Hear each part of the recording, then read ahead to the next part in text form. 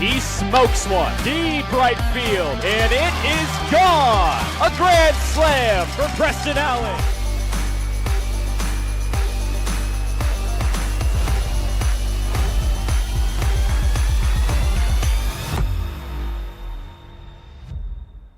Another Battle of the Basin is set to begin tonight on a cooler evening in Yakima, Washington. Game 1 between the Yakima Valley Pippins and the Walla Sweets is coming up.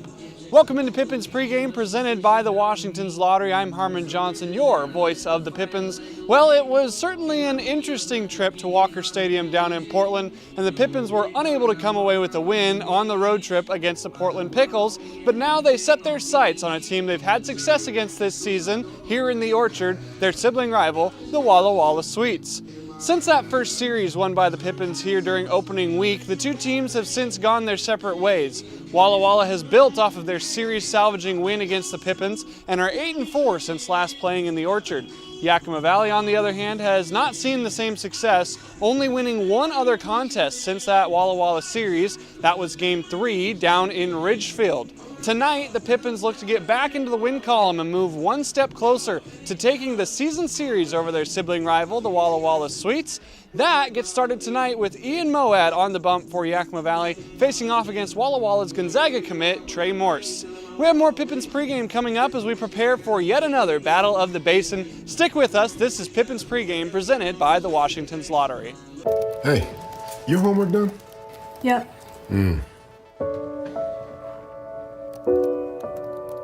Hey, is your homework done? This kinda is homework.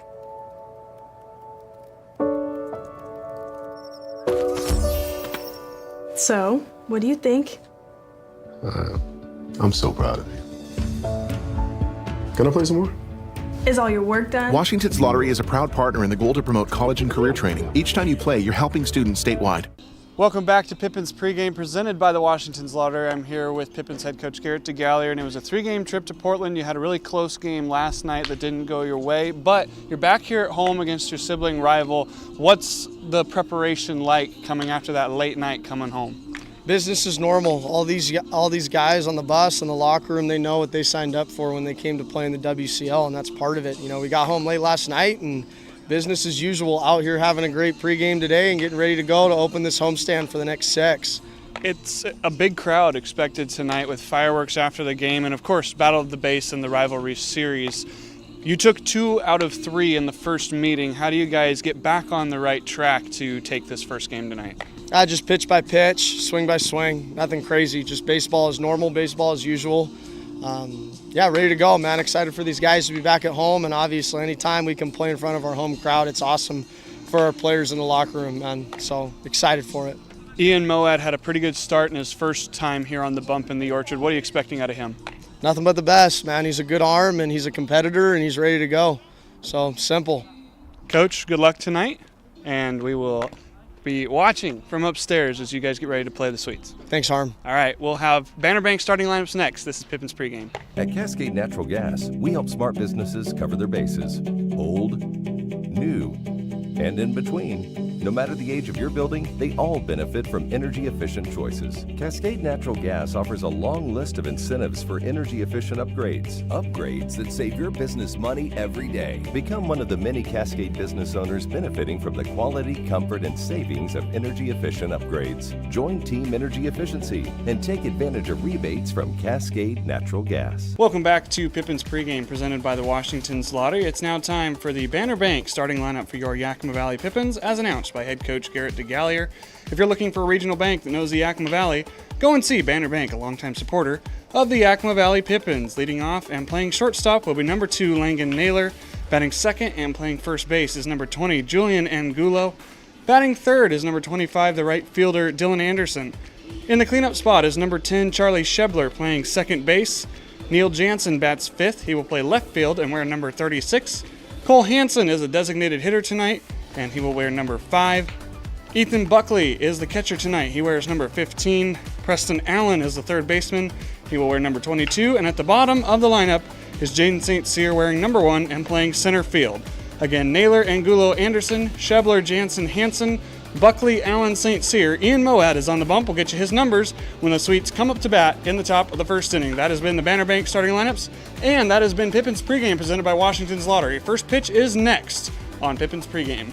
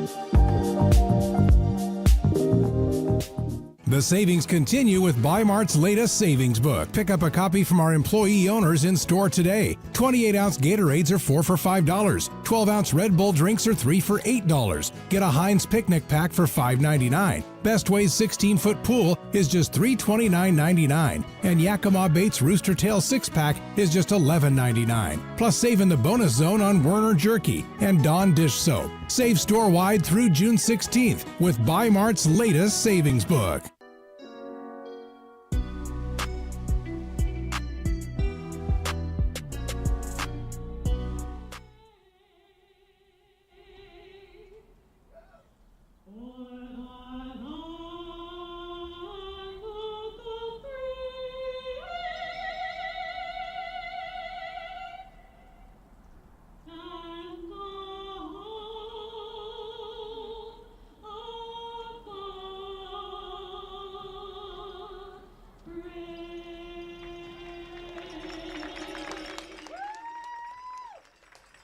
There it is, the Star-Spangled Banner, as we get set for game number 4 in the Battle of the Basin series. Welcome back to the Orchard, everybody. I'm Harmon Johnson, and we are so excited to be back in our home ballpark after a quick trip down to see the Portland Pickles.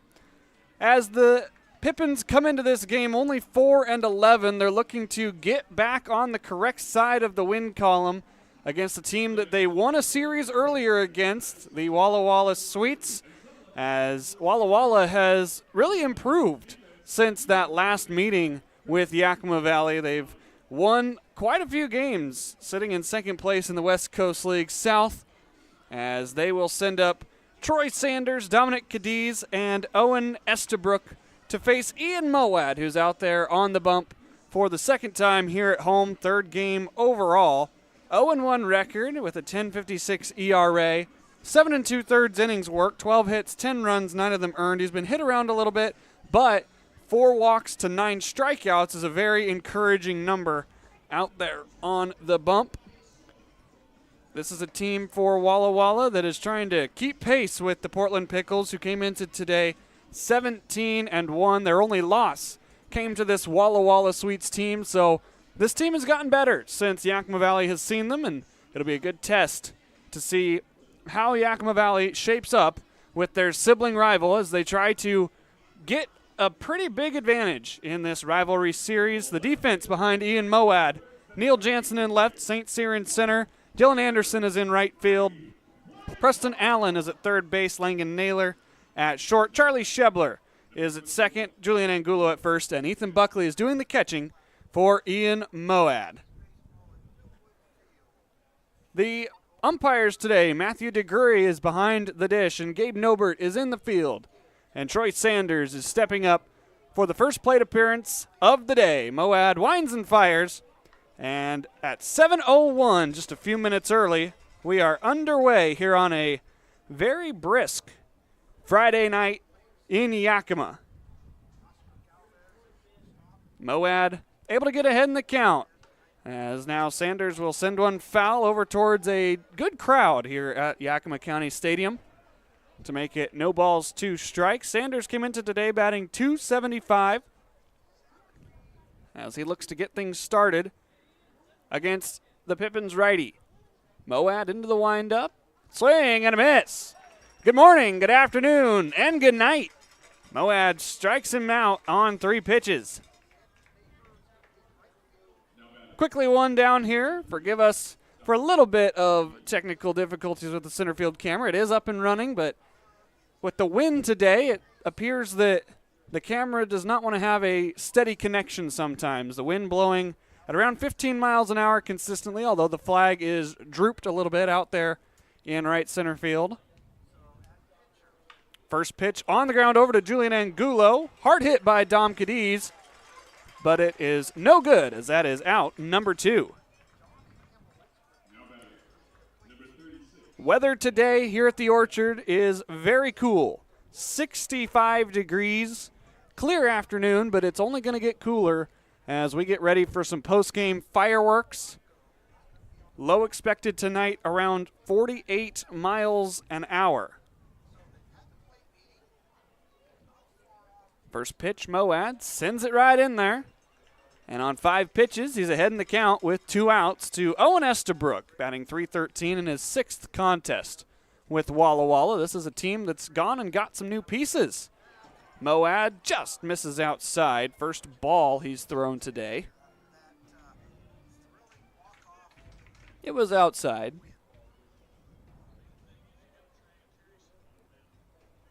Moad going from the wind with 2 outs here. Misses downstairs. Puts the count at 2-1. Estabrook, the man from Columbia University. Moad trying to get a quick first inning. This one's on the ground over to Shebler at second. He's going to scoop it up. He's going to throw across. And a 1-2-3 frame to start. Just what the doctor ordered from Yakima Valley after that short trip down to Portland. We go to the bottom of the first. Still scoreless. Pippins coming up to bat first here at the Orchard.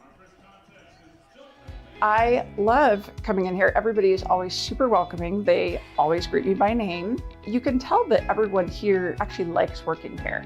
My favorite thing about Walla Walla Orthodontics is how nice the staff are. They're funny, fun, and they're helpful. I had what was called 3D braces. They were the same color as my teeth. People would say, "Oh, you have braces?" They didn't even know that I had braces. I highly recommend this orthodontist office. What do you want? It's just not that easy. What do you want? Seafood? Mediterranean? What do you want? Hey guys, what about West Side Pizza? I love West Side Pizza. I love West Side. I love West Side. Yeah, the Hawaiian's great. Let's do pizza. West Side Pizza? Yeah. Problem solved. Gross. West Side Pizza, saving relationships since 1996. Seattle-born stand-up comedian and impressionist Adam Ray, live at Legends Casino, Friday, July 11th. Known best for his Netflix special, Adam Ray is Dr. Phil Unleashed, as well as his popular YouTube channel. If you don't know what Citizens App is, it's an app you can put on your phone that notifies you of all the danger that's lurking.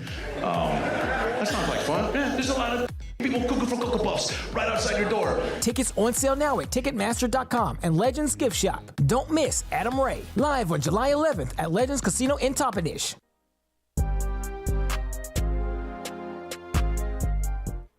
Langan Naylor's the first man to bat here for Yakima Valley. He'll be followed by Angulo and Anderson as he takes a first pitch high and tight from Trey Morse, the Walla Walla Sweets right-handed hurler. Morse in his 4th game on the bump. All of them starts. Fires in the 1-0, just a bit inside to make it 2-0. 13 innings worked. He's given up a hit for every inning. 11 runs, 9 of them earned. 2-0 pitch forces Naylor out of the box again. Everything's been high and tight so far.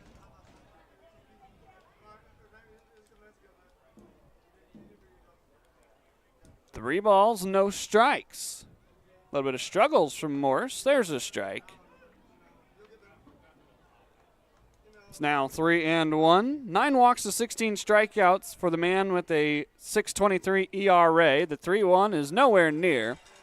And Langan Naylor will be down at first with a leadoff walk.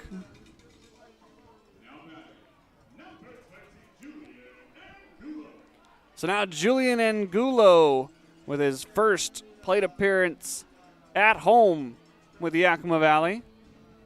Picked up 2 hits in that road trip to Portland. Playing first base. Did not join the team in time for the Northwest Stars series as that one nearly clips his hip. It's 1 ball, no strikes. Angulo, the big right-handed throwing first baseman. 6'3", 200.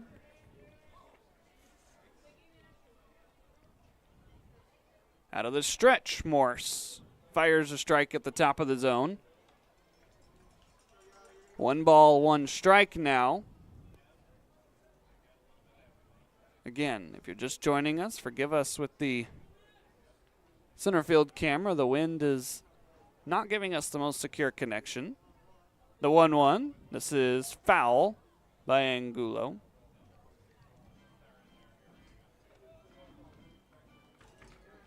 First it was the heat against Cowlitz, and now the wind just making our center field camera's life not very fun.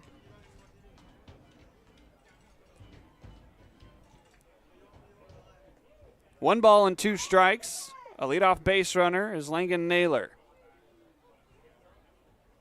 Angulo coming set now. He is ready with a 1-2 offering after a long pause. This is ripped right past the glove of Sanders over at short. Naylor motors into second. And it's back-to-back base runners for Yakima Valley.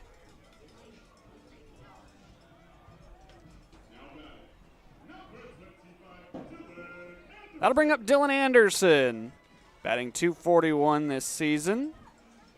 First man batting from the left side of the plate. Early offense here for Yakima Valley. 0-1. Anderson was squaring to bunt, but he will pull back as the pitch misses outside. Hopefully the wind dies down so our center field camera can catch its breath.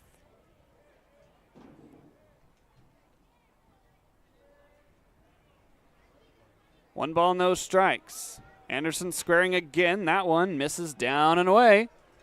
It's ball 2.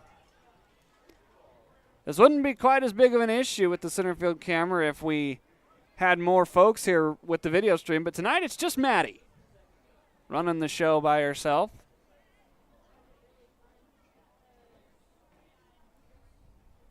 Anderson ahead in the count. Naylor's going to be forced back to second on a step-off. Pretty big crowd down the third base side. First base side a little less occupied, but I'd be sitting over there right now with the cooler temperatures. There's still a little bit of sunlight. 2-0. Anderson pops one right back towards the screen. It is now 2 balls and a strike. Head coach Garrett DeGallier is the man in the third base coaching box. In the first base box is Eddie Kribbe. Anthony Alvarado, normally in that first base box, is attending a wedding. 2 balls and a strike. Anderson, this one's bunted foul towards Shebler in the on-deck circle. So now the count's 2-2. Coach Alvarado, if you're watching, hope you had fun. Pips have some early offense here, and your pitching staff got a 1-2-3 first inning. 2 balls, 2 strikes. Anderson waves at a pitch above his head. That is out number 1, was chasing all the way.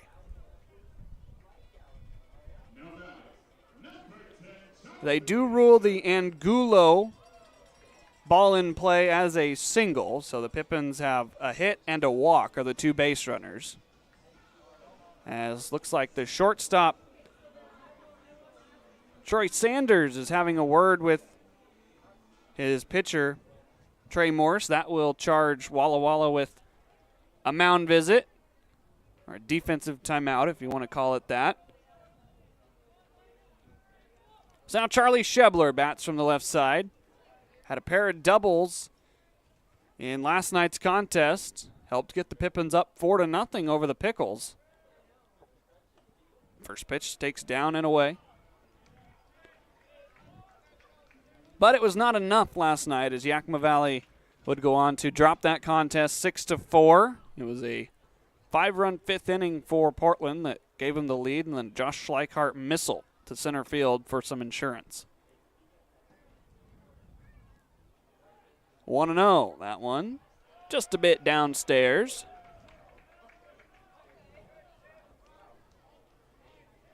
Shebler ahead in the count, 2-0. Was at Akron last year, won the second baseman's gold glove out there, part of the All-MAC defensive team, but was in the portal and has now found a new home at Butler University. 2-0 pitch, that's down and away. It's now 3 balls, no strikes, and here goes the catcher Beasley. This will charge the Sweets with another visit. Some early struggles here for Trey Morse, unable to find the zone. And when he has, Julian Angulo's taking him right back up the middle for a single.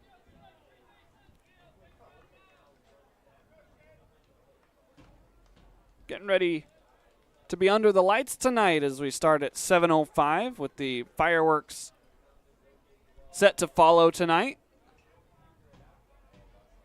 3 balls, no strikes. A walk would load the bags. There it is.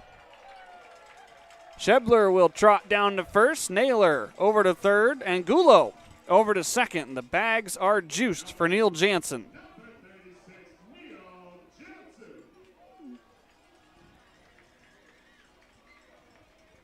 Jansen comes into today batting .314. Got 2 plate appearances last night. Pinch hitting for Finley Spicer, who landed hard out in left field, laying out for a play. Jansen takes the first pitch high for ball 1. The infield will have the corners in, the middle ready to turn a double play.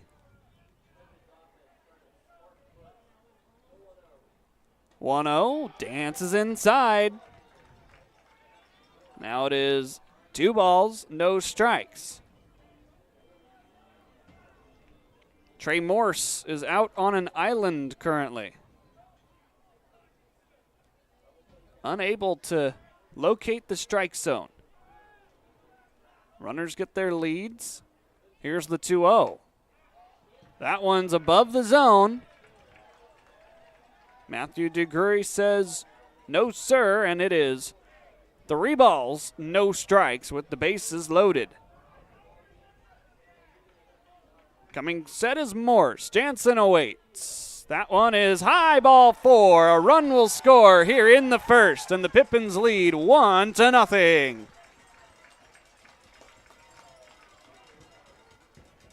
Langan Naylor crosses the plate.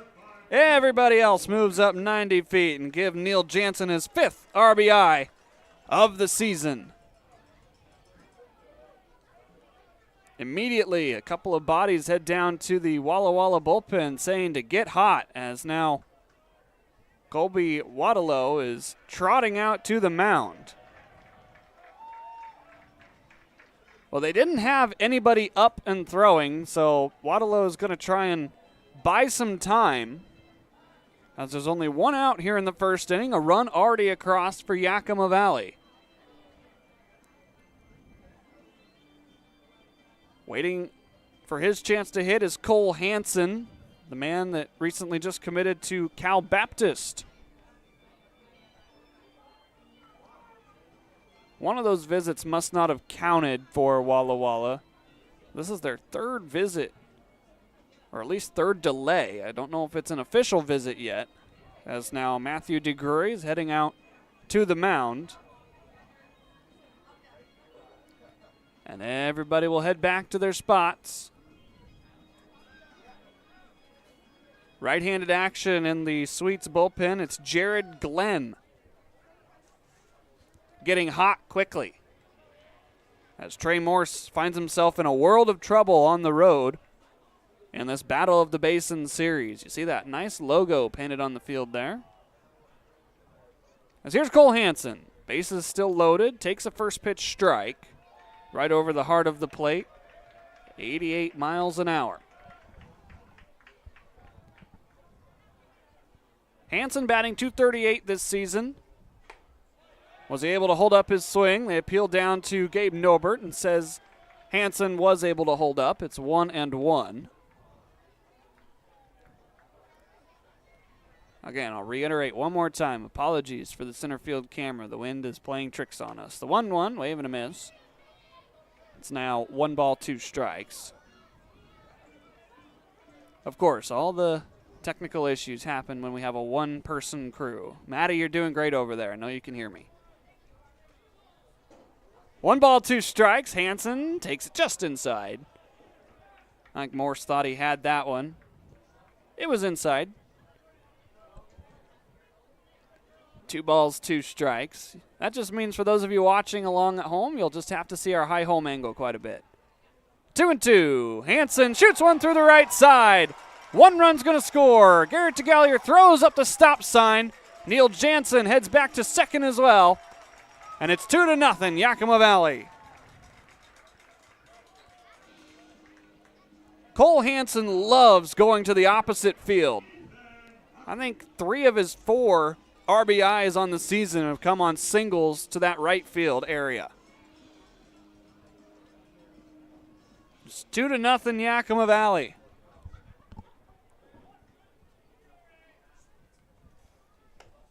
First pitch misses to Ethan Buckley now. The catcher in today's contest has played first base as well. He's been the designated hitter in a couple of games. 1-0, he's going to send it foul. This one will get out of play. It's now 1 ball and 1 strike. Buckley batting .207 on this season.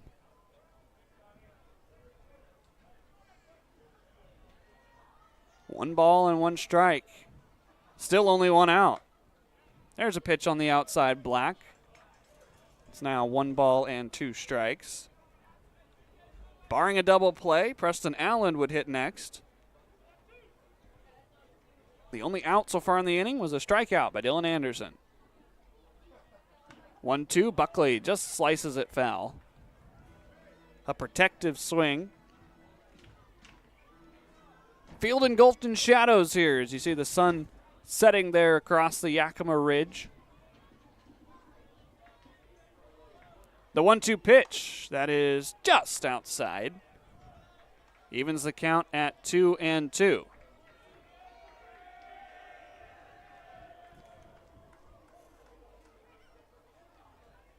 Buckley from Cape Town, South Africa with the 2-2 swing and a miss. Both outs in the inning have been picked up by Trey Morse. He's had to do it himself. As now the 8th man to bat in the inning is Preston Allen. 2 runs already across. The bags are still full. Trey Morse trying to strike out the side despite giving up 2 runs. First pitch is downstairs to Preston.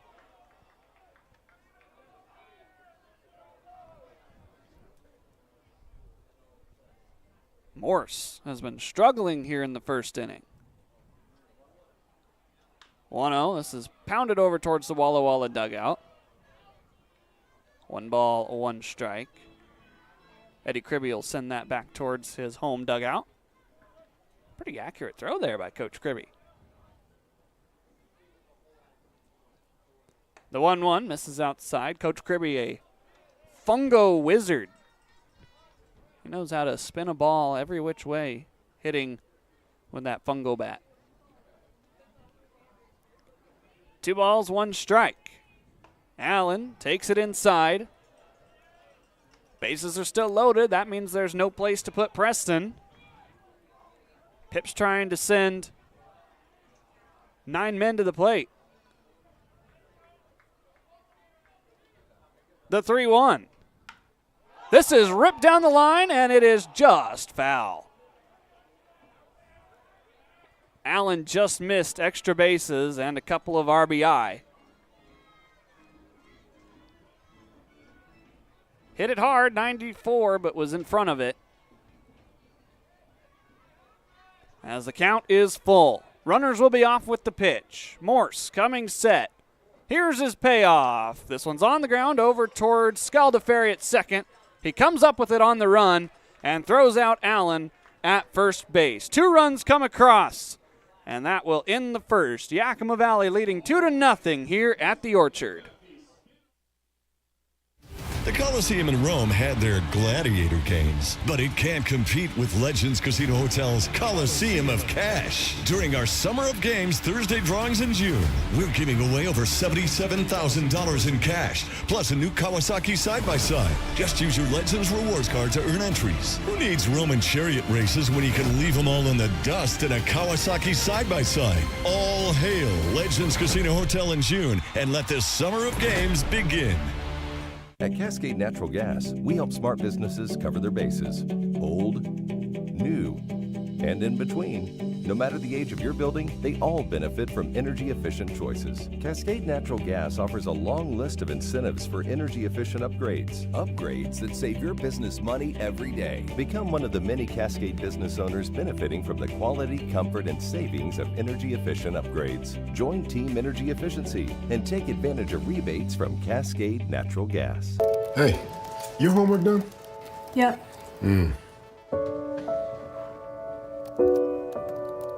Hey, is your homework done? This kinda is homework.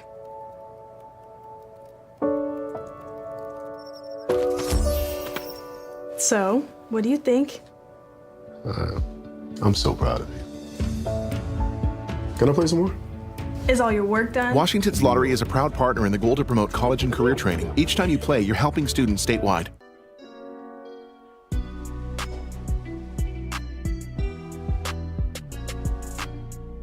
Welcome back to the Orchard. It's 2-0 Yakima Valley as they got 2 hits in that first inning and sent 8 men to the plate.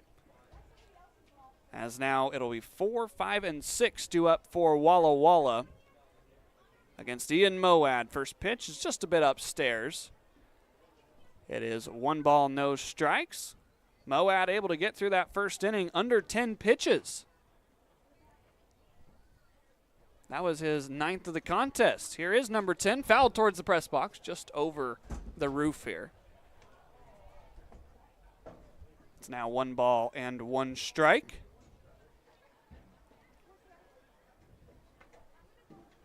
Billy Scaldaferri is the man in the box. He was able to grab a ball on the ground in the first inning to end the side, as now Moad misses outside 2-1.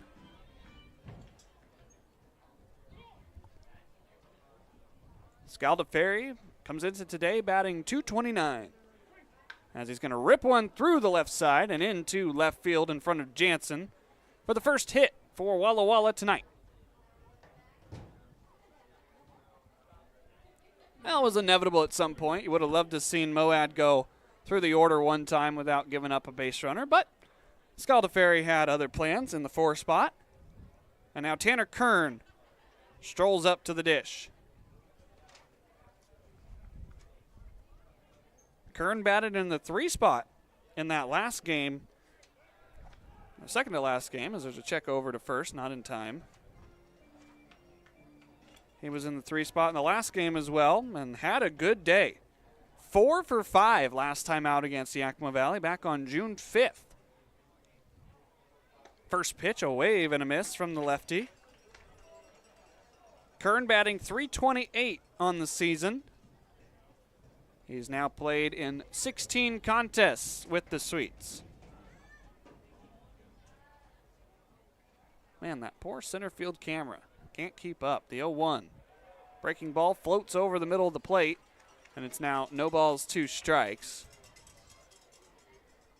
Again, apologies for the technical issues. Hoping that the wind will die down and give our camera some relief. Moad ahead in the count. That one is called strike 3. Bottom outside corner. Second strikeout for Ian Moad.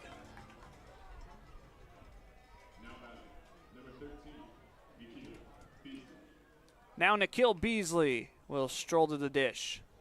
Batting .222. Here in his 7th contest with the Walla Walla Sweets. Pickoff over to first, not in time, pretty close. Able to dive back safely was Billy Scaldaferri.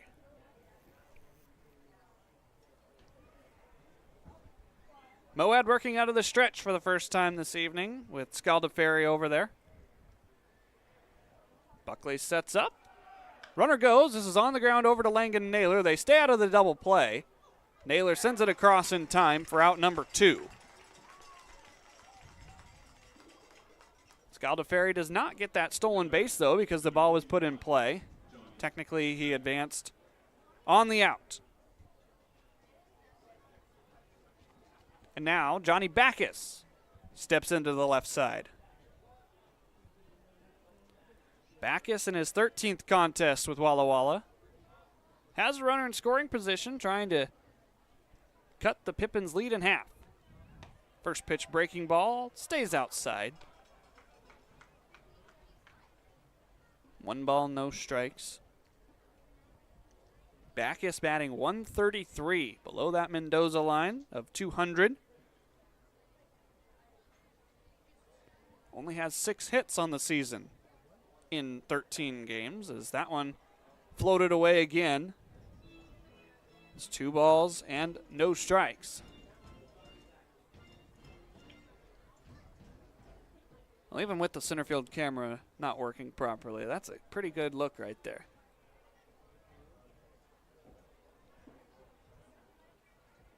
Moad's 2-0. There's a strike.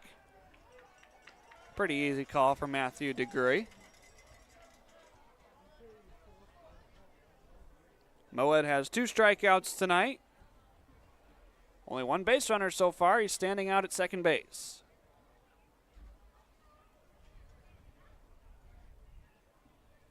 A 2-1. Downstairs. It's now 3 balls and a strike.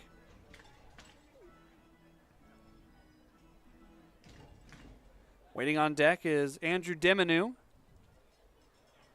Diminu only in his 6th game with Walla Walla. Would like a chance with a couple runners on. The 3-1. This is lifted out towards right field. Anderson sending back. Fighting the sun, but he will reach up and make the grab and leave a runner stranded. It's still 2-0. Yakima Valley on top, looking to add some more. And we come back at the Orchard.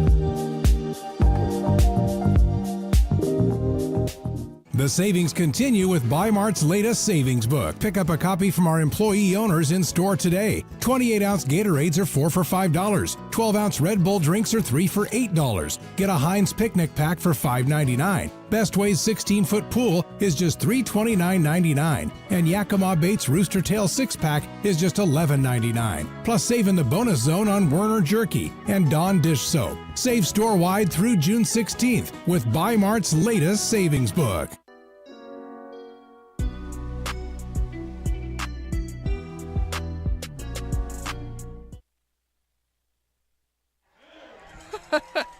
That young man down there wearing number 11. It took him 5 tries to get that little foam football over the nets here at the Orchard. as it'll be St. Cyr and then the top of the order due up for Yakima Valley, leading 2-0 here over their sibling rivals.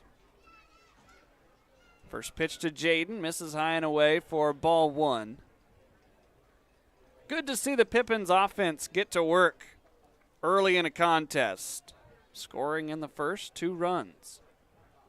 1-0 pitch, just a bit outside, according to Matthew DeGruy. Trackman says he's right. Sweets bench would say otherwise. That's a 2-0. That one finds the zone. St. Cyr comes into the day batting 157.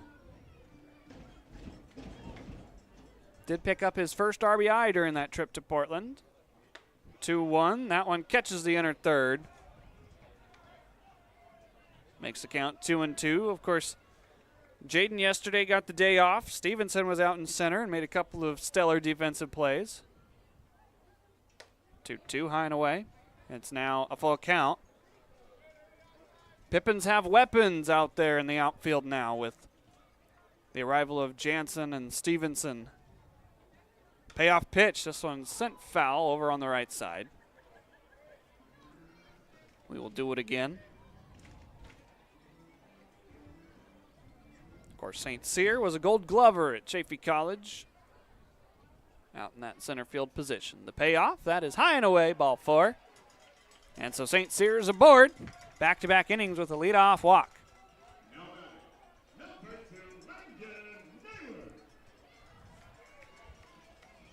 Jared Glenn still out there on the warm-up mound. A few more bodies going down to join him. Trey Morris has already walked 3 batters tonight, giving up 2 hits. First offering, Langan Naylor's going to square to bunt. Charging is Cadiz from third. He will throw out Langan Naylor by a step. But a sacrifice bunt gets St. Cyr into scoring position.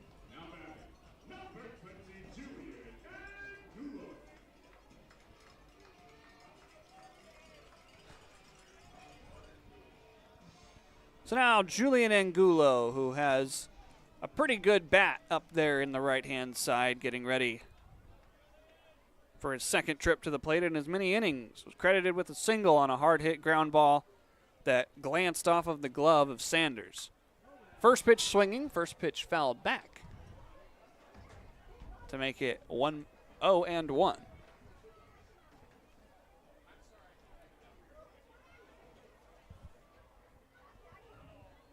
Morse has pitched in now 4 games. Has not qualified for a decision, though. This one is scorched out towards right field, sending back Backus, but he will reach up and make the grab. 94 off the bat of Julian Angulo, but it results in a hard line drive right to Backus.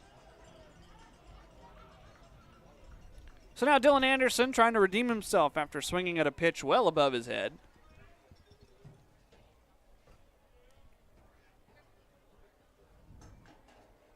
St. Cyr in scoring position, now with 2 outs. He's going to rip one into right field. St. Cyr getting the wave with 2 outs. Here comes the throw, going to be a close play at the plate. St. Cyr is safe. A fist pump, and it's 3-0. RBI single for Dylan Anderson. He makes up for the strikeout. A 3-run cushion now for Yakima Valley. Good send by Garrett DeGallier over at third.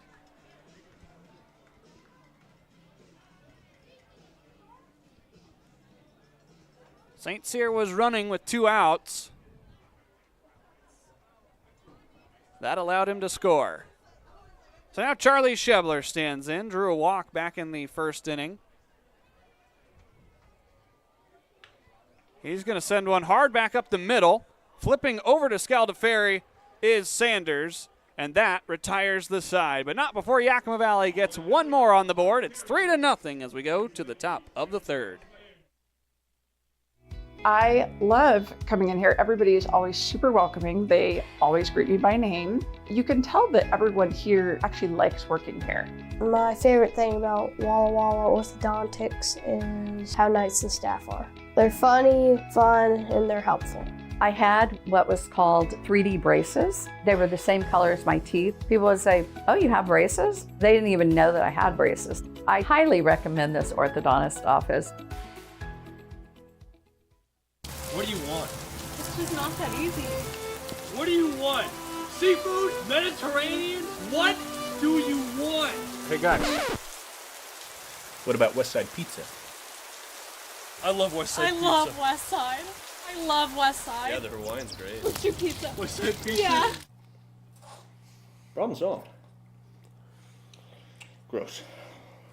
Westside Pizza, saving relationships since 1996. Seattle-born stand-up comedian and impressionist Adam Ray, live at Legends Casino, Friday, July 11th. Known best for his Netflix special, Adam Ray is Dr. Phil Unleashed, as well as his popular YouTube channel. If you don't know what Citizens app is, it's an app you can put on your phone that notifies you of all the danger that's lurking. That sounds like fun. Yeah, there's a lot of people cooking for Cocoa Puffs right outside your door. Tickets on sale now at Ticketmaster.com and Legends Gift Shop. Don't miss Adam Ray, live on July 11th at Legends Casino in Toppenish.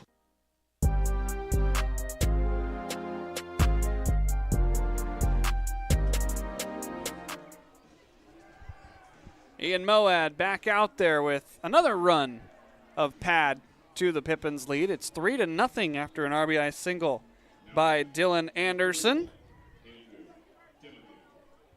And now he will face 8, 9, and 1 for Walla Walla, starting with Andrew Diminu.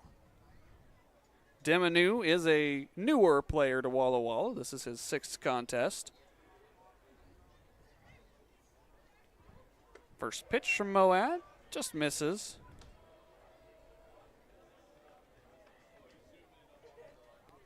One ball, no strikes. Diminu batting 133. As he takes a pitch outside. 2 balls, no strikes. Playing left field. Moad sends in the 2-0. That one's in there. Diminu from Lynn Benton Community College, one of the higher powers here in the Northwest Athletic Conference, this area. Won the championship a couple years ago, 2-1, swing and a miss. Evens the count at 2-2. Yakima Valley's Ethan Buckley was on that championship team before transferring to Gonzaga, so some good talent comes out of Lynn Benton. Moad back even into the count. 2-2 offering. This is a wave and a miss. Moad starts his 3rd inning with his 3rd strikeout. Every inning that he's gotten the first out has been a strikeout. Good work by Moad up there, mowing down his 3rd batter.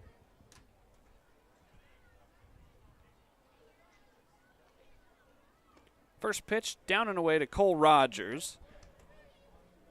Rogers, during the last trip to Yakima, was batting in the leadoff spot. Went 0 for 5, though, on the 3rd contest. Was 1 for 4 the day before. He's now heading the count 2-0. Rogers was 0 for 3 for the Pippins home opener. So he has been relegated to the 9th spot in the in the Sweets order.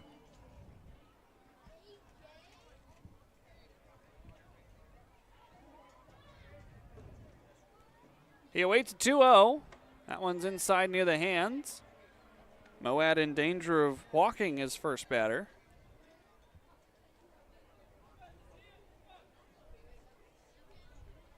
Needs to fight back. 3-0 pitch right in. Makes the count 3-1.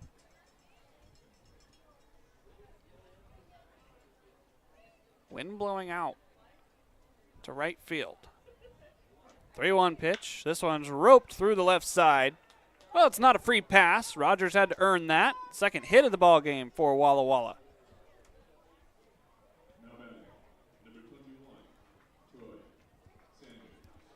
Double play will retire the side as Troy Sanders back to the dish for his second trip.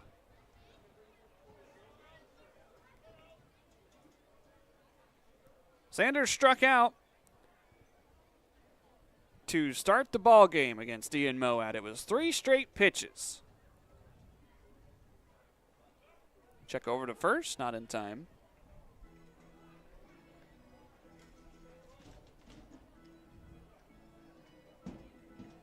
Moad here in his third start. Gave up 4 runs to Cowlitz last time out here at the Orchard.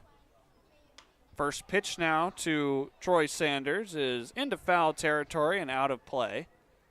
One hops off of the tarp there by the dugout bar. So Moad ahead in the count. This is game 4 of 9 games in the Battle of the Basin this season. Yakima Valley is out to a 2-1 lead in the season series with a sweep. Would claim the Battle of the Basin title. There goes Rogers. The throw down from Buckley is a pretty good one, but it pops away from Charlie Shebler's glove. Stolen base for Cole Rogers. The count is even at a ball and a strike.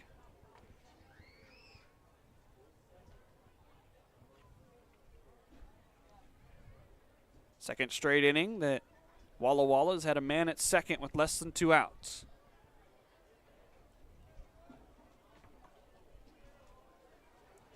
Moad's 1-1. Swing and a miss. Big cut.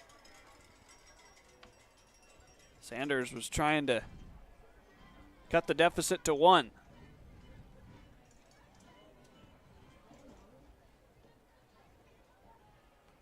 Swinging from the right side.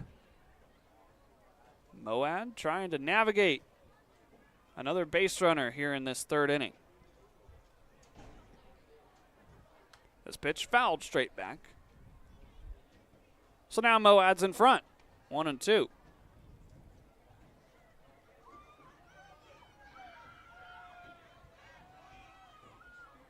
Ball boy accidentally rolled the ball back to the home plate umpire instead of taking it back to the dugout. Got a rookie ball boy down there in the Walla Walla Sweets dugout. That's okay. Got to learn sometime.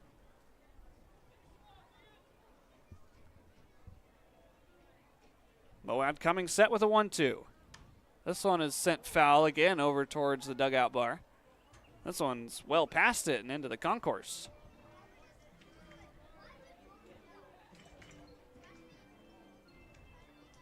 Pips lead it 3-0. They've got 3 hits on the board. Both of them drove in a run. It was also a bases-loaded walk that got us started by Neil Jansen.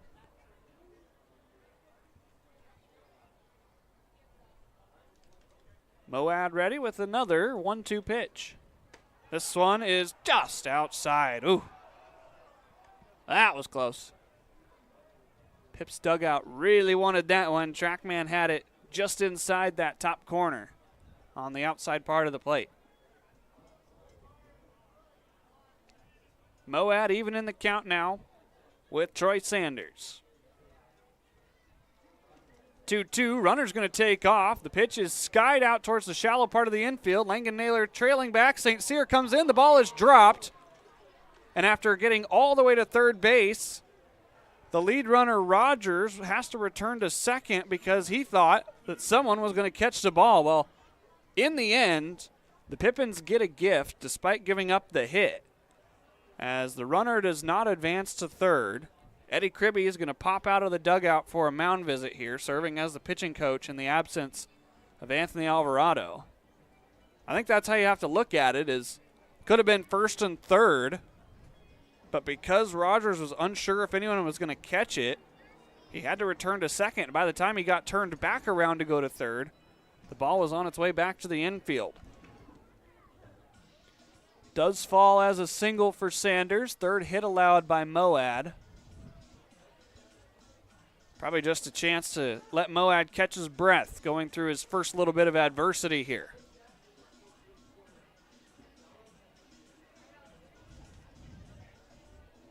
The batter is Dom Cadiz. Grounded out right to Julian Angulo. Back in the first inning. First and second, one out.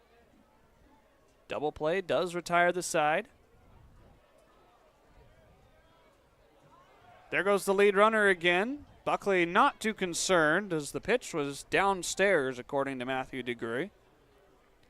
And so forget what I said. It is first and third with one out after the stolen base by Cole Rogers.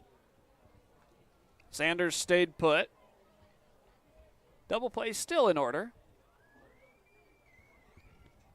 1-0, big cut by Cadiz. Dom swinging a two-tone bat, baby blue on the barrel. That is a very pretty bat he's swinging up there. It's almost a shame to swing a bat like that.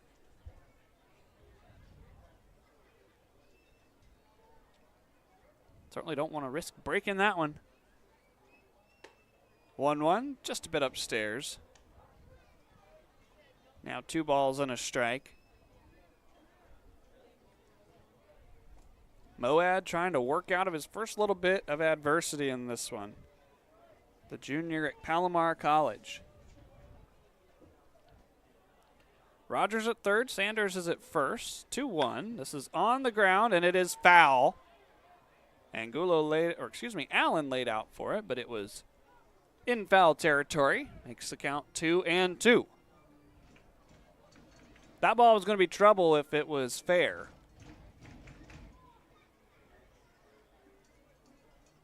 As left fielder Neil Jansen deposits the ball in the arms of a fan down the line. Moad has not yet towed the rubber, giving his left fielder a chance to retrieve that foul ball. And now here we go. 2 balls and 2 strikes. There's 1 out. Dom Cadiz versus Ian Moad. This is popped up over on the right side. Coming in is Anderson. Towards the line, he makes the grab. Rogers thinks about tagging, but a strong throw by Anderson keeps everybody put. And there's 2 outs.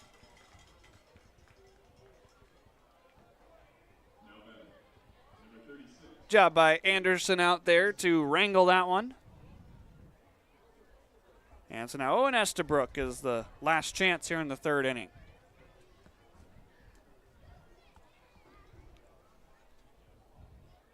Estabrook, the designated hitter tonight from Columbia University. First pitch, that one dances in there. No balls, 1 strike. Moad looking for a 4th strikeout. Would come in a huge situation early in this ballgame. 0-1, another breaking ball. Just a bit too far inside. Maybe a little bit upstairs as well. 1-1.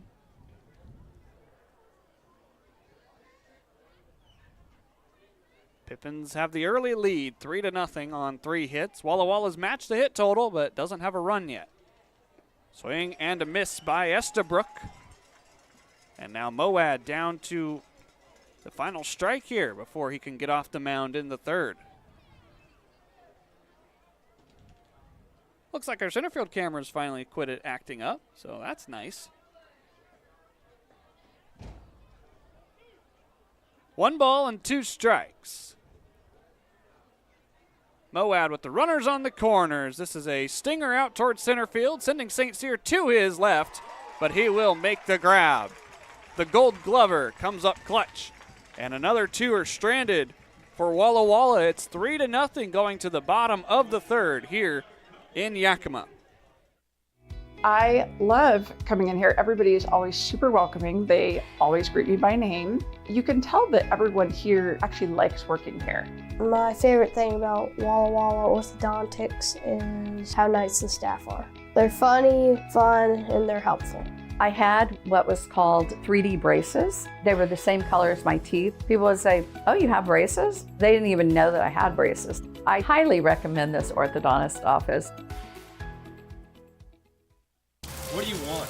It's just not that easy. What do you want? Seafood? Mediterranean? What do you want? Hey guys, what about West Side Pizza? I love West Side I Pizza. love West Side. I love West Side. Yeah, the Hawaiian's great. Let's do pizza. West Side Pizza? Yeah. Problem solved. Gross. West Side Pizza, saving relationships since 1996. Seattle-born stand-up comedian and impressionist Adam Ray, live at Legends Casino, Friday, July 11th. Known best for his Netflix special, Adam Ray is Dr. Phil Unleashed, as well as his popular YouTube channel. If you don't know what Citizens app is, it's an app you can put on your phone that notifies you of all the danger that's lurking. That sounds like fun. Yeah, there's a lot of people cooking for Cocoa Puffs right outside your door. Tickets on sale now at Ticketmaster.com and Legends Gift Shop. Don't miss Adam Ray, live on July 11th at Legends Casino in Toppenish.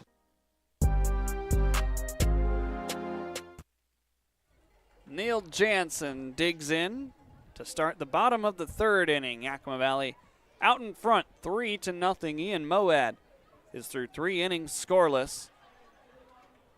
His offense has helped him out in both frames so far. Jansen's going to send one over to first base. It stays fair, and it gets between the wickets of Kern. Neil Jansen on his way to second. And that is a costly mistake over there at first.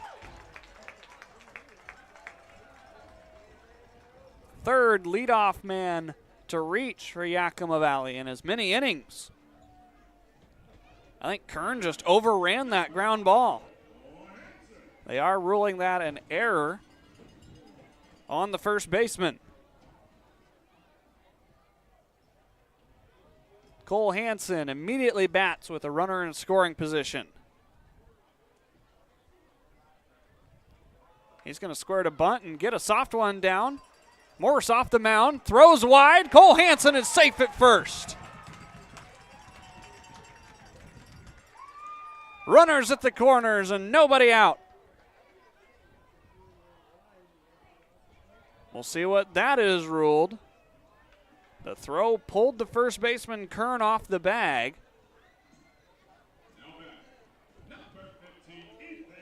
Hansen was busting it down the line.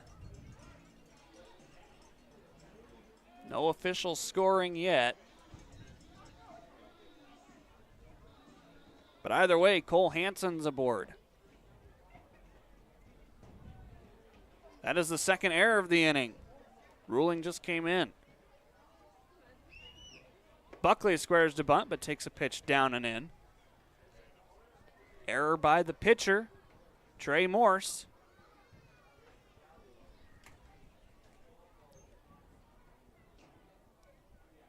So the Pippins have 2 on without the benefit of a hit. We'll see if Buckley squares again. There he goes. This one's bunted down the first baseline. Hard to Kern. He is going to tag out Ethan Buckley, but a run comes across. It's now 4-0. The Pippins have scored in every inning so far.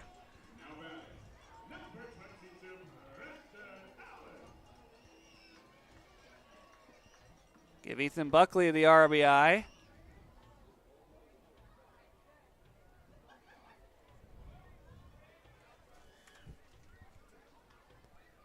And now Preston Allen stands in, takes a pitch outside. 1 ball, no strikes.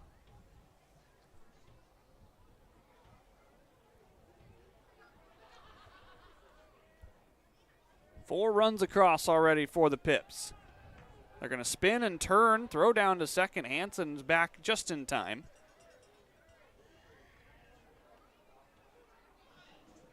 Count is still 1 ball, no strikes.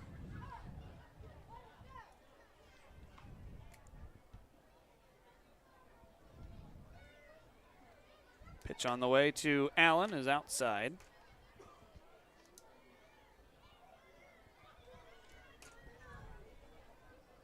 Preston came into today batting 138. He grounded out back to end the first inning.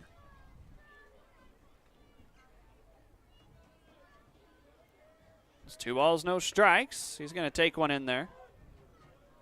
Makes the count 2-1. Pippins continue to keep the foot on the gas pedal.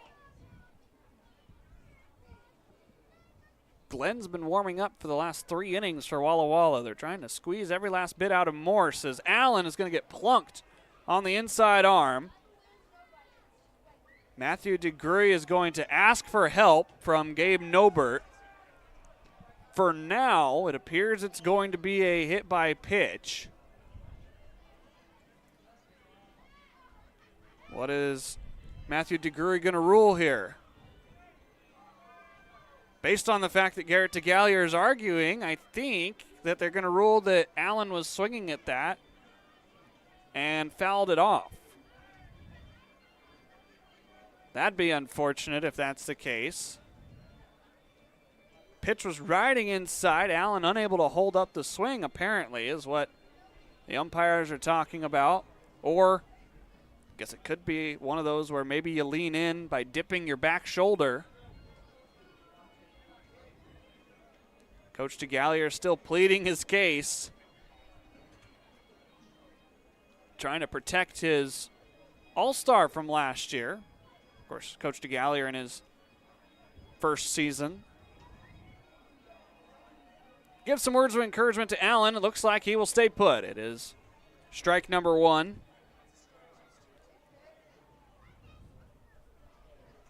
Not the result you wanted for Yakima Valley. Let's see if Allen can make him pay. Trying to get that left arm and elbow re-loosened up after getting plunked.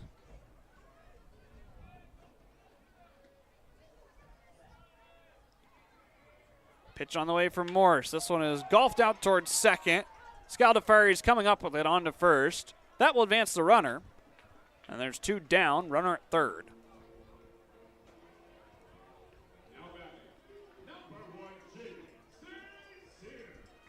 So now Jaden St. Cyr back to the dish. Jaden drew a walk and then came around to score on the 2-out RBI single by Dylan Anderson. 4-0, Yakima Valley on top. First pitch right in there. Well, despite Morse's struggles, he's still been living in the upper 80s with the fastball. Still fighting here in the 3rd inning. Goes with the off speed there. It's now 1 ball and 1 strike.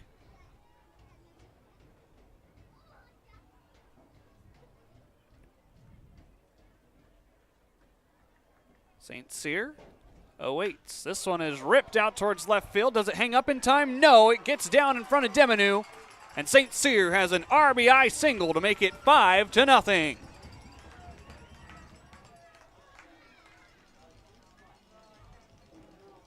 Cole Hansen scores. Yakima Valley is clicking on offense so far.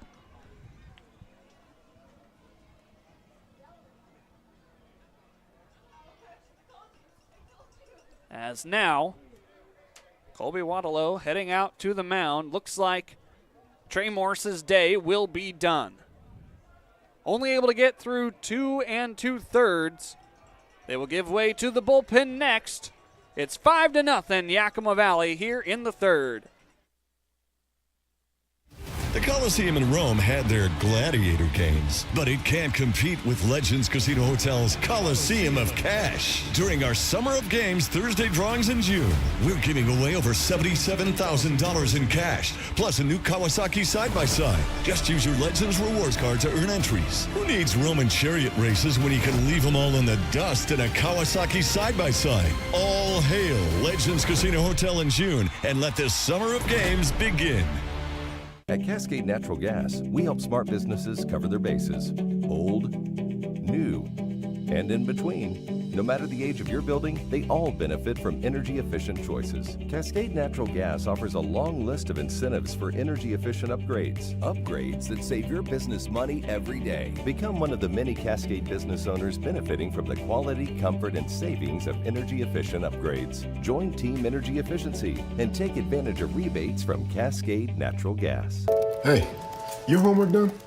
Yep.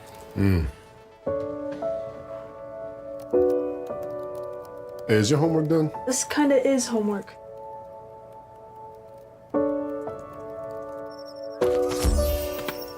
So, what do you think? I'm so proud of you. Can I play some more? Is all your work done? Washington's Lottery is a proud partner in the goal to promote college and career training. Each time you play, you're helping students statewide.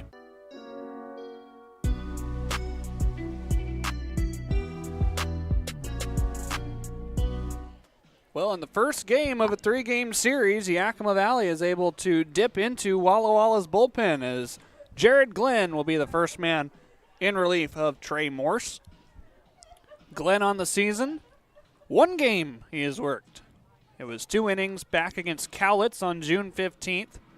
2 runs, they were both earned. 2 hits and a walk. Faced 10 men. 6'4", 205 out of Gonzaga. Will be a senior next year. So an experienced ball player trying to stop the bleeding for Walla Walla. They've given up 2 runs in the first, 1 in the second, and 2 runs here in the third with the speedy Jaden St. Cyr standing at first base after an RBI single. That scored Cole Hansen.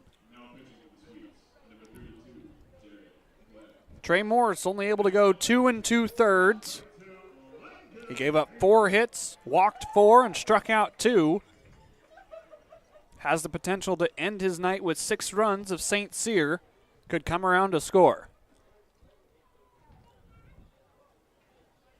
Glenn's going to step off the back of the rubber for his first disengagement as St. Cyr was dancing around over there at first base. Langan Naylor's back up for the 3rd time in as many innings. There goes St. Cyr. Naylor squares to bunt with 2 outs. The throw is wide of second base, and St. Cyr is in safely.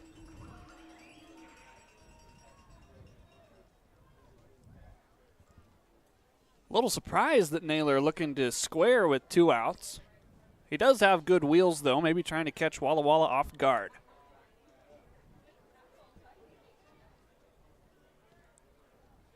Next offering, this one's through the right side by Langan Naylor, getting the wave by Garrett DeGallier's Jaden St. Cyr. He's going to score without a throw. There's the 6th run credited to Trey Morse, and it's 6-0 Yakima Valley.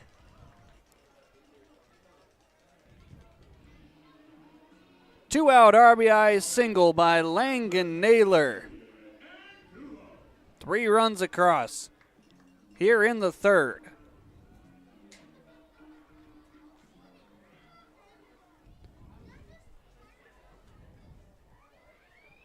So close the book on Trey Morse.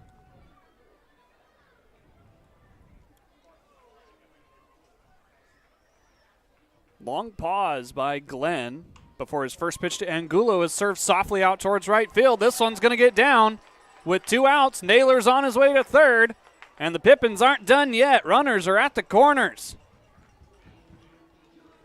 3 straight hits for the Yakima Valley offense.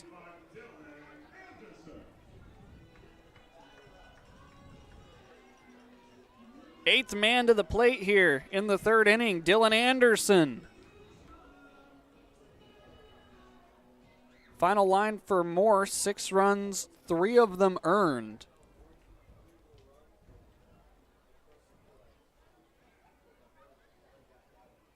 As now the lefty stands in the box with runners at the corners. First pitch, this one is sent out to center field. Rogers says he has it, and he puts it away to retire this side. The Pippins score 3 more here in the 3rd inning. It's 6-0 as we're through 3 here at the Orchard.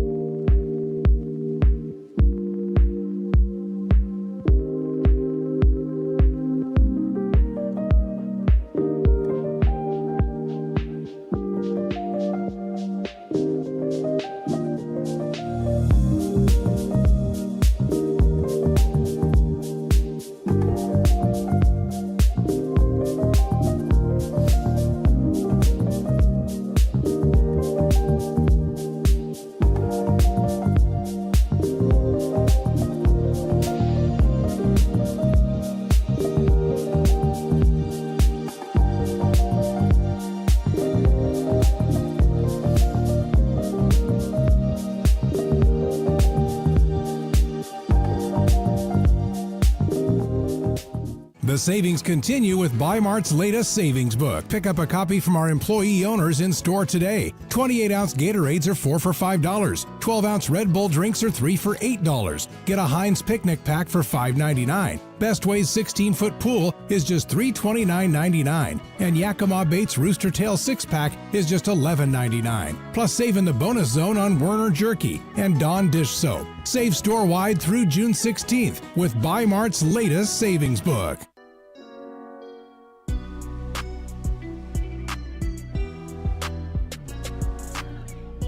Well, Ian Moad's had the benefit of getting to watch his offense put up 6 runs here in the first 3 innings, as now he heads back out for his 4th inning of work. Glad you're with us here on your Friday night.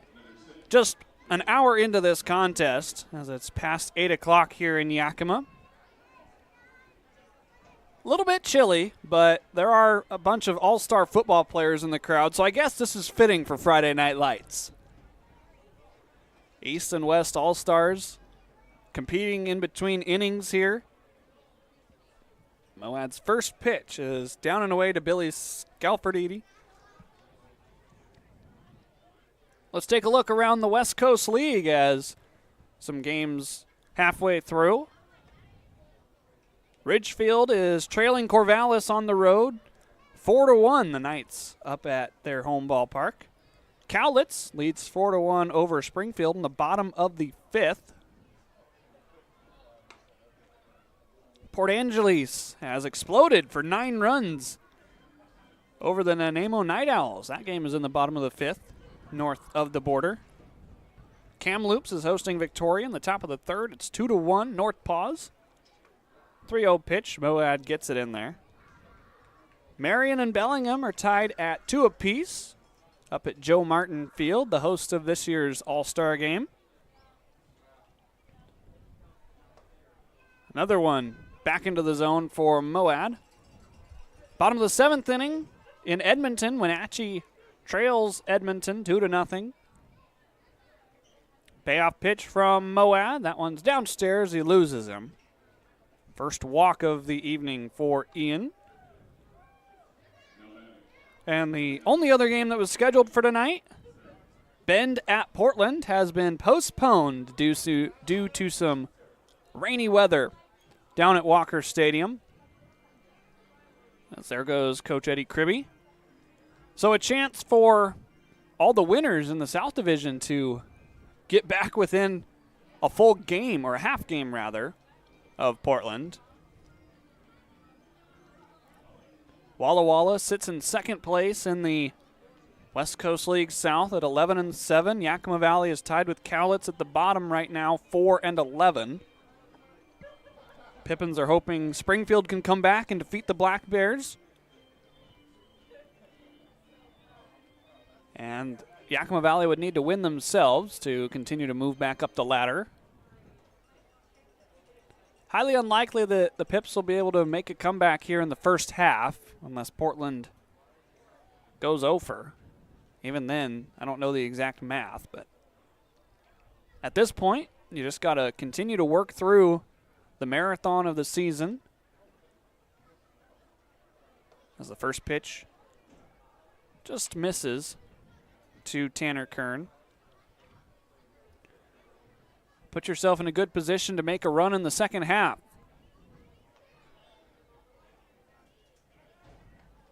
Check over to first, not in time. Yakima Valley completed their 15th game last night. Of course, they had the 3-game non-league weekend against Northwest Star. Walla Walla has completed 18 games as this one's fouled back. They've played a series more than the Pippins have. Their non-league schedule will come at a later date. 27 games in each half. So hard to believe it, but we're already nearing that mid to more than halfway done point here in the first half of the West Coast League season. Can you believe it? 1-1, fouled back by Kern. Buckley says that's exactly what I wanted. It's now a ball and 2 strikes. Moad has been able to get a strikeout for the first out of every inning. He's got Tanner Kern set up here. In the second inning, Scalfredini reached with a single, this time a walk. 1-2, this is a wave and a miss. History repeats itself. Tanner Kern down for the second time tonight.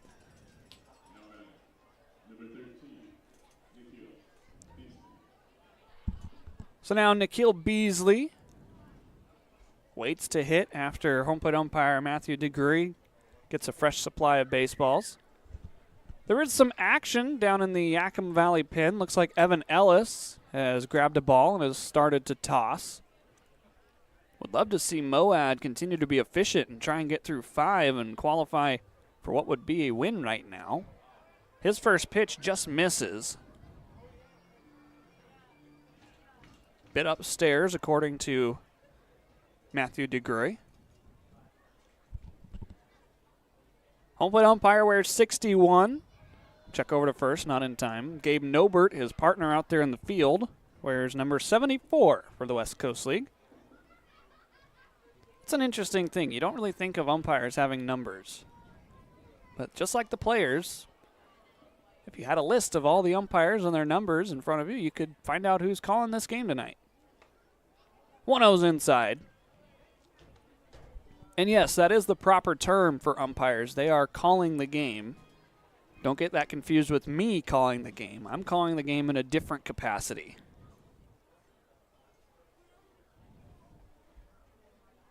Another check over to first. Strong throw, didn't get the call.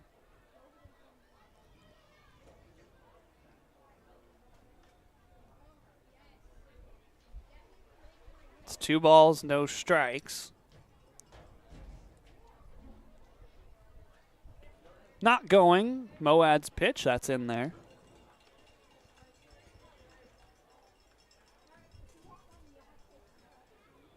Nikhil Beasley in his 7th contest with Walla Walla.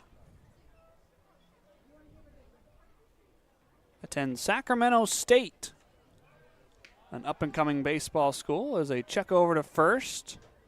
Not in time. Angulo held the tag. Some sunlight poking through here at Yakima County Stadium.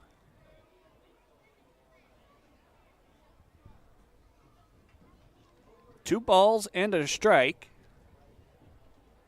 Beasley waits with a man at first. Pitch just outside. Buckley unable to bring it back. Moad walked Scaldaferri in the leadoff spot here in the 4th inning. Trying to avoid a second walk.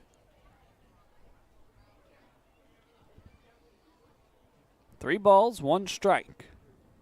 Swing and a miss. Beasley runs this count full.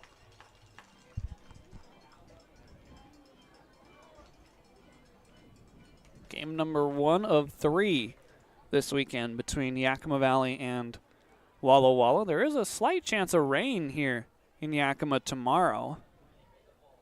Typically in the rain shadow. In fact, that's why we don't have any wet today. Payoff pitch. Breaking ball. Called strike 3. Back-to-back punch-outs for Ian Moad. That's his 5th on the night. There was a lot of rain out in the Tacoma, Seattle area on the other side of the Cascade Range. And we're getting the reciprocal of that, the cooler temperatures and the wind. But no moisture. But according to the National Weather Service, there's a chance, as there's a check over to first, not in time. There's a chance for some showers tomorrow. It's supposed to be cool anyway, even if it doesn't rain. First pitch, called a strike to Johnny Backus. He thought that one was downstairs, but we'll lose the battle with Matthew DeGree.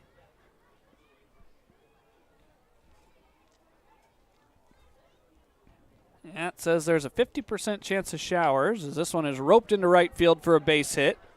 2 outs running Scaldaferri's going to hang out at second base, unable to make it to third. So it'll be first and second, and 2 outs here in the top of the fourth.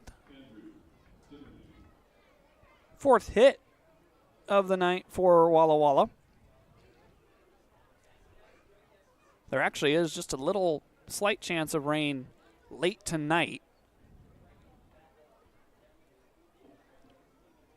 And then just a chance tomorrow, 50%.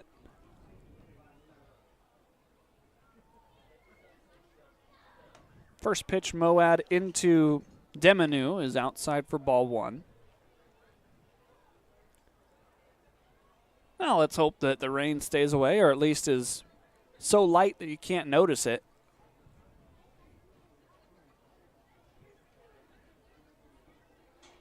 (1-0). Pitch just misses the inner black. It's now 2-0. Certainly not very many days available to make up any games. Yakima Valley has off days every Monday, but you really don't want to burn one of those to try and make up a game. 2-0. This one's ripped into left field. Again, there's 2 outs. Getting the wave from third is the lead runner, Scaldaferri. The throw is offline, and Walla Walla plates 1 here in the fourth.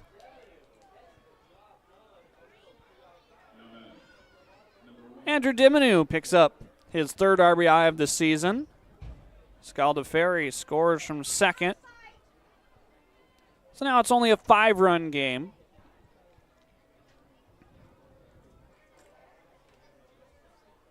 Moad trying to lock back in against Cole Rogers. Just needs 1 more out to get through 4.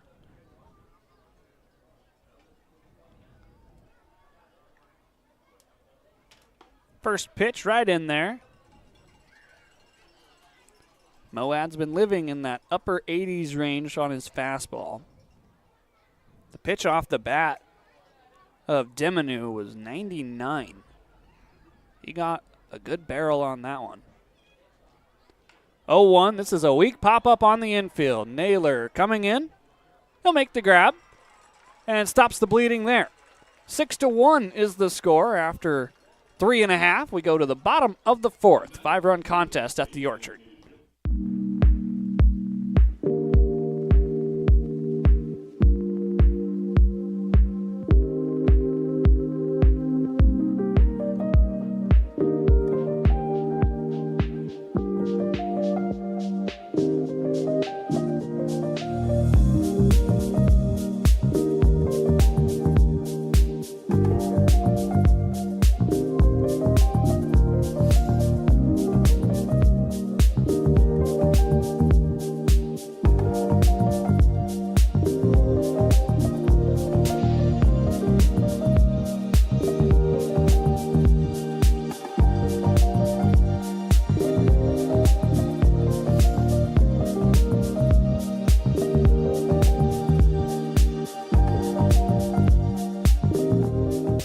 The savings continue with Buy Mart's latest savings book. Pick up a copy from our employee owners in store today. 28-ounce Gatorades are 4 for $5. 12-ounce Red Bull drinks are 3 for $8. Get a Heinz picnic pack for $5.99. Best Way's 16-foot pool is just $329.99. And Yakima Bates Rooster Tail 6-pack is just $11.99. Plus save in the bonus zone on Werner Jerky and Dawn Dish Soap. Save store-wide through June 16th with Buy Mart's latest savings book.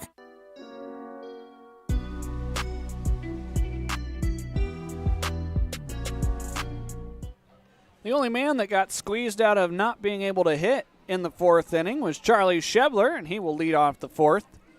Here in Yakima, the Pippins lead 6-1 at their home ballpark, and game 4 of 6 here in Yakima of the Battle of the Basin. The final 3 will be played during that first weekend in July, 4th of July weekend. Hopefully, Yakima Valley will have the series locked up before then, but can't get there until you win tonight and take a 3-1 advantage. Pippins putting themselves in a decent position to get to that point as they lead 6-1 here in the bottom of the fourth. Post-game fireworks to follow today's game. First pitch to Shebler's down and in. It's a good crowd over on the third base side. First base side could be a little more filled in, but the cooler temperatures understandably keeping a couple of folks away from the ball game. 1-0 pitch to Shebler's away. 2-0. Charlie just yesterday found out on the bus on the way to the ballpark that he committed to Butler. So Charlie, congratulations. 2-0 pitch downstairs. Playing some Big East baseball.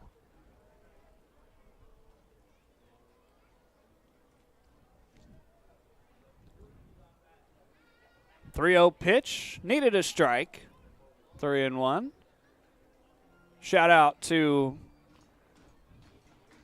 one of my broadcasting, I would call him an idol, broadcasting mentors, I would say. Brandon Godden, a Butler alum. 3-1, that's outside to the newest Bulldog. Shebler draws a leadoff walk.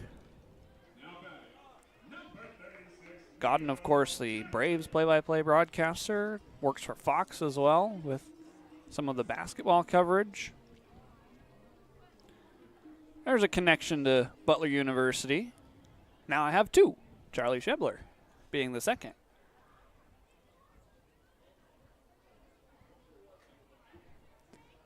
Scoring to bunt is Neil Jansen. He's going to get it down. Shebler's going to take off to second. Flipping on to first in time. Glenn able to retire Neil Jansen. Executed his job well, though. Had a chance to beat that one out for a single.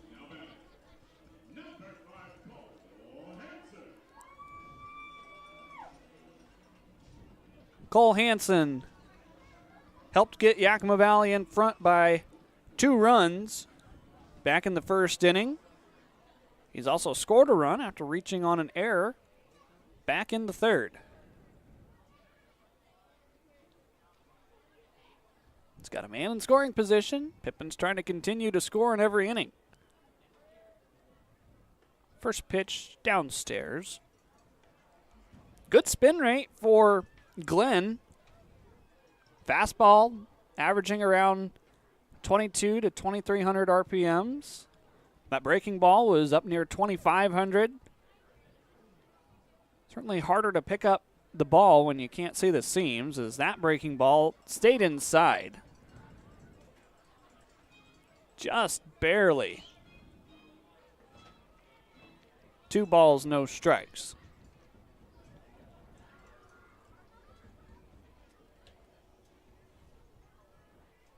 Hansen's been a pretty good bat since coming to the Pips, as he's going to take a strike there. Batted .238 coming into today with 5 hits through limited work. He's been the designated hitter a couple of times, like he is tonight. He's also caught.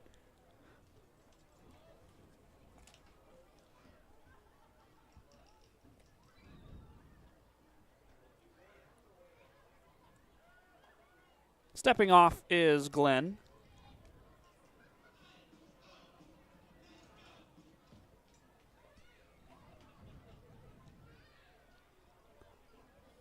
Trying to refocus here with Shebler standing out at second.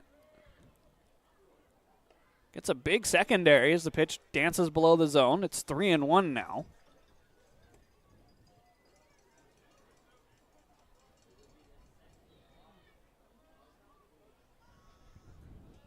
Three balls, 1 strike.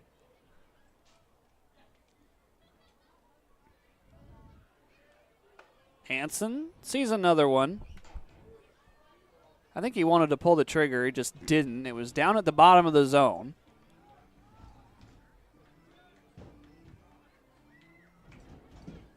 So now the count runs full. Man at second, only 1 out.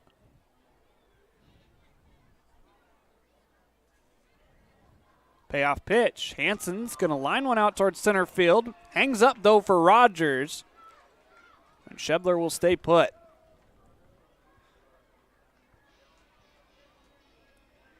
Rogers has good speed out there in center field, able to track down those fly balls. Now Ethan Buckley will hit, getting some advice from Cole Hansen before stepping in for his third trip. Well, I'd be remiss if I didn't mention that I've got another game on up here in the press box. This is one of the rare instances where my dad, who's broadcasting back in North Platte, Nebraska, and I have a game on at the same time. First pitch, that one is in on the bottom corner for strike one. The team he calls for, the North Platte 80s, is in the middle of a second game of a doubleheader out in the central time zone. They're nearing 10:30 in their second game. It's only the bottom of the fourth inning. 0-1, that's in there for strike two. And I mentioned on Father's Day how appreciative I was of my dad. It's just kind of cool that he and I are doing the same thing on the same night at the same time. They typically stay up and watch our games here on the Pippins video stream, but he's actually working tonight. 0-2 pitch. Buckley's going to golf one out towards left field. This is high into the twilight skies. Tracking it down is Demanu, though, and he will put it away for out number 3. We're done here in the fourth. It's 6-1. Yakima Valley's on top here at the Orchard. I love coming in here. Everybody is always super welcoming. They always greet me by name. You can tell that everyone here actually likes working here. My favorite thing about Walla Walla orthodontics is how nice the staff are. They're funny, fun, and they're helpful. I had what was called 3D braces. They were the same color as my teeth. People would say, "Oh, you have braces?" They didn't even know that I had braces. I highly recommend this orthodontist office. What do you want? It's just not that easy. What do you want? Seafood? Mediterranean? What do you want? Hey guys, what about West Side Pizza? I love West Side I Pizza. love West Side. I love West Side. Yeah, the Hawaiian's great. Let's do pizza. West Side Pizza? Yeah. Problem solved. Gross. West Side Pizza, saving relationships since 1996. Seattle-born stand-up comedian and impressionist Adam Ray, live at Legends Casino, Friday, July 11th. Known best for his Netflix special, Adam Ray is Dr. Phil Unleashed, as well as his popular YouTube channel. If you don't know what Citizens app is, it's an app you can put on your phone that notifies you of all the danger that's lurking. That sounds like fun. Yeah, there's a lot of people cooking for Cocoa Puffs right outside your door. Tickets on sale now at Ticketmaster.com and Legends Gift Shop. Don't miss Adam Ray, live on July 11th at Legends Casino in Toppenish.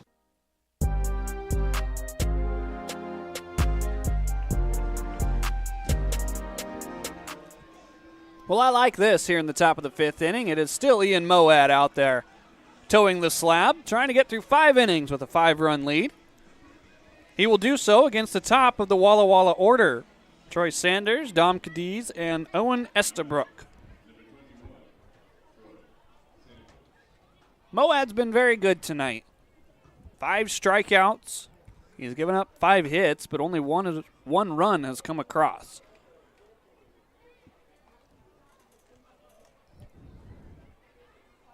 Trying to work another 5-inning outing here at his home ballpark. First pitch, that one catches the outer part of the black. He went 5 innings against Cowlitz. Gave up 4 runs.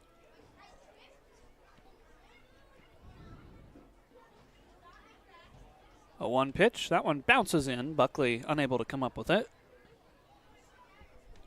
I was just telling Maddie, our video producer and our director today, that I wish it was like this every night. We got a good crowd and they're engaged. The only thing I would say, though, is I would love it to be just maybe about 10 degrees warmer. 1-1. This one is flown out towards St. Cyran's Center.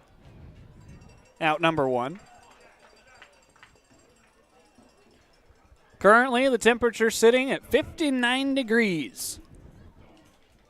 I'm up here in long sleeves and my polo.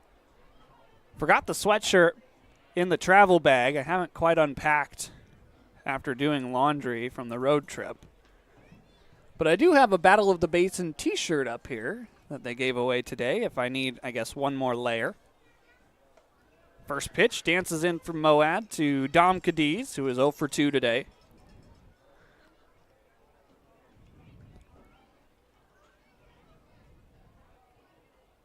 No, this is Troy Sanders.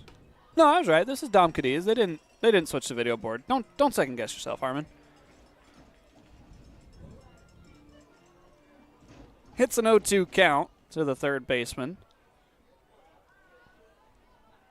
Moad working very efficiently. This pitch is on the ground. Another one through the left side. Well, when Walla Walla's been hitting, they've been hitting where the Pippins ain't.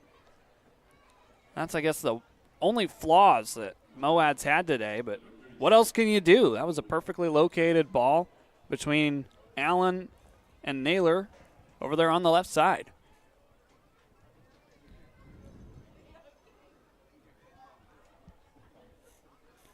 But the double play does end the inning here.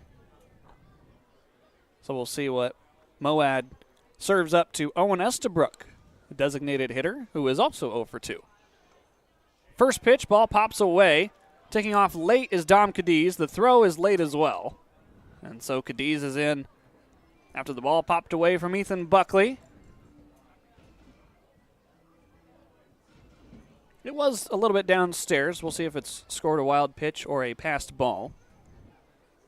Wild pitch is typically anything immediately downstairs that a pitcher spikes, never giving the catcher a chance. But if the pitch was somewhat catchable on a routine play for Buckley, that one's definitely a wild pitch.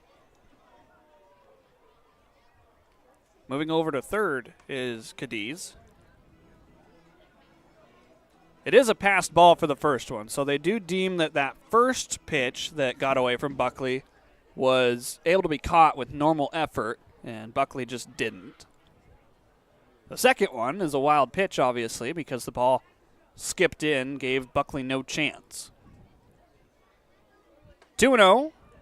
Moad just misses. So now the count way in the favor of Estabrook. Ian trying to get through 5 here on a chilly night.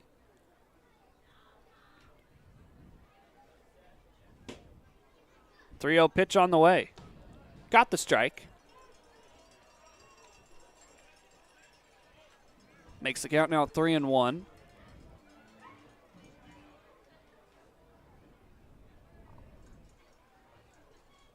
Moad electing to go from the windup with the runner at third and only one out. This one's on the ground over towards the Pips dugout.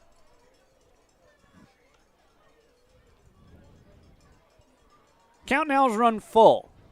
Moad looking for a 6th strikeout tonight. Ian's high in strikeouts so far has been 5. That came back against Cowlitz. Nods his approval, and now the payoff pitch. Staying alive. Estabrook sends one back to the parking lot.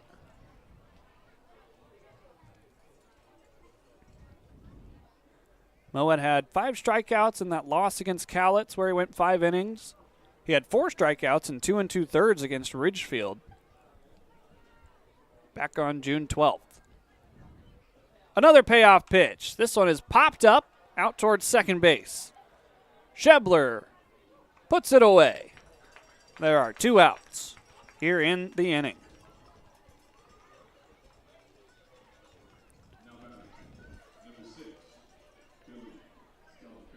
Billy Scaldaferri, the second baseman, has been on base twice today, trying to keep that stat alive. Looking to get on base for a 3rd time. A single and a walk makes him 1 for 1. He's scored the only run so far for Walla Walla, as timeout's going to be called. They're going to say that Moad needs to use a new baseball. Moad got the one back that was hit off the bat of Estabrook. Yeah, that immediately asks you to discard that, just in case the ball got cut or scuffed. Pitchers can, if they know what they're doing, can find a way to put some extra spin on the ball. First offering ripped through the left side. Scaldaferri stays perfect on the day. And coming home to score is Cadiz to make the score 6-2.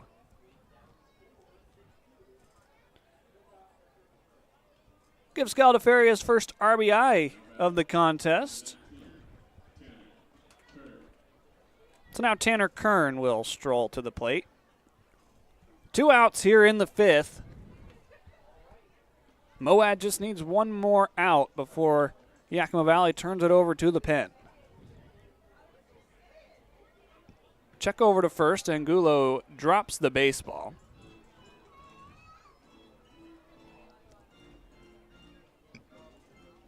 When Yakima Valley comes up to bat in the bottom of the 5th, it will be 8-9-1. Due up in the Pips order. First pitch to Kern, just a bit outside. 1-0. Evan Ellis was warming up for Yakima Valley. It appears he is still the man with a ball in his hand.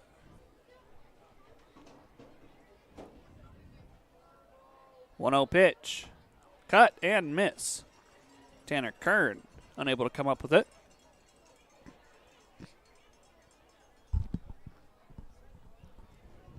Kern wears number 19 here in his 16th game with Walla.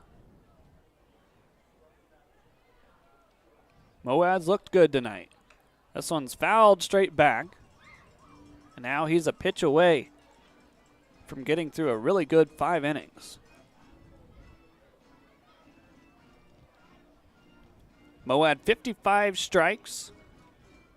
32 pitches out of the zone. Quick math, that is 87 pitches. Here's number 88. Swing and a miss. Moad, a new season high in strikeouts. And we're halfway home here at the Orchard. 6-2, Yakima Valley. The Coliseum in Rome had their gladiator games, but it can't compete with Legends Casino Hotel's Coliseum of Cash. During our Summer of Games Thursday drawings in June, we're giving away over $77,000 in cash, plus a new Kawasaki side-by-side. Just use your Legends Rewards card to earn entries. Who needs Roman chariot races when you can leave them all in the dust in a Kawasaki side-by-side? All hail Legends Casino Hotel in June, and let this Summer of Games begin. At Cascade Natural Gas, we help smart businesses cover their bases. Old, new, and in between. No matter the age of your building, they all benefit from energy-efficient choices. Cascade Natural Gas offers a long list of incentives for energy-efficient upgrades. Upgrades that save your business money every day. Become one of the many Cascade business owners benefiting from the quality, comfort, and savings of energy-efficient upgrades. Join Team Energy Efficiency and take advantage of rebates from Cascade Natural Gas. Hey, your homework done? Yep.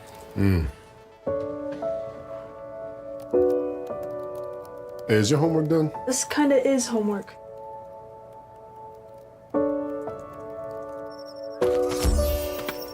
So, what do you think?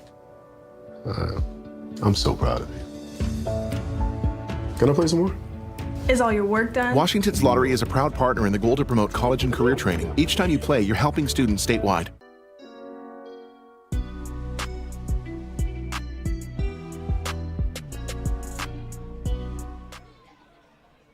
Bottom of the 5th inning here on a brisk night in Yakima, Washington.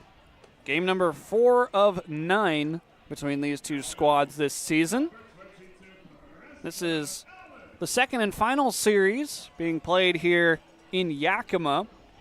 Again, the final 3 will be played in the city is so nice that they named it twice, Walla, Washington. That will be over the 4th of July weekend. First pitch misses away to Preston Allen. It is still Glenn out there on the bump. After Trey Morris was only able to go 2 2/3. Glenn working in his second full inning. Fires a strike to Allen. Pippins and Sweets will be back at it tomorrow an hour earlier than normal on a Saturday, 5:35 p.m. first pitch. 1-1. Allen on the ground out to second. Scaldaferri up with it, and he's on to first in time. In fact, it's a couple of earlier starts than normal. 5:35 tomorrow, and then 5:05 on Sunday.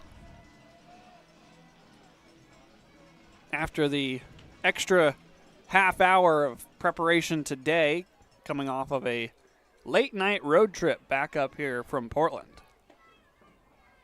First pitch called a strike to Jaden St. Cyr. Oh, there's some fireworks starting early out beyond our center field wall. We've got fireworks coming up tonight, but a few fans here are a little too excited. Actually, they're not here.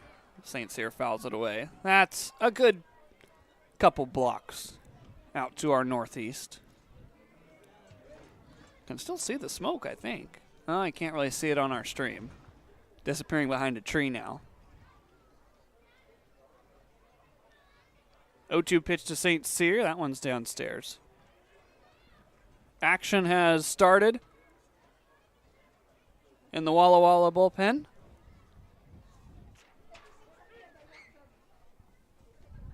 But first, a 1-2 pitch to St. Cyr. Staying alive appears to be Colby Solomon, throwing from that warm-up mound.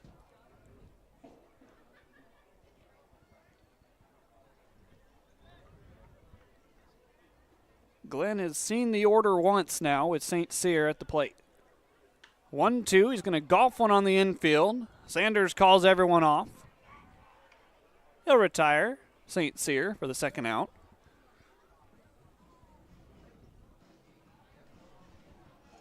So now back to the top, Langdon Naylor. Appears they will stick with Glenn here to try and get the third out here in this fifth inning.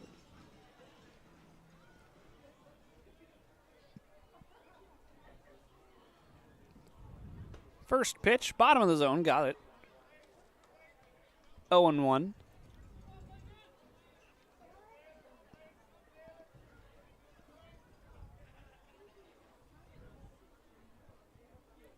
Glenn, this time a breaking ball that pops away from Beasley behind the dish. Makes the count even at 1 ball and 1 strike. Well, if you missed opening weekend, it was the same guy with Pacific Northwest Field Designs that painted that beautiful Battle of the Basin logo that you see behind the batter's box. I don't see it now. When we go to our high home camera, you can see it. There it is. Now back to the dish. So 1-2. Naylor puts it in play out to short. Sanders up with it. Throw is just in front of Langdon Naylor. And that retires the side. We're through 5 here in Yakima. The score is 6-2. Pippins on top.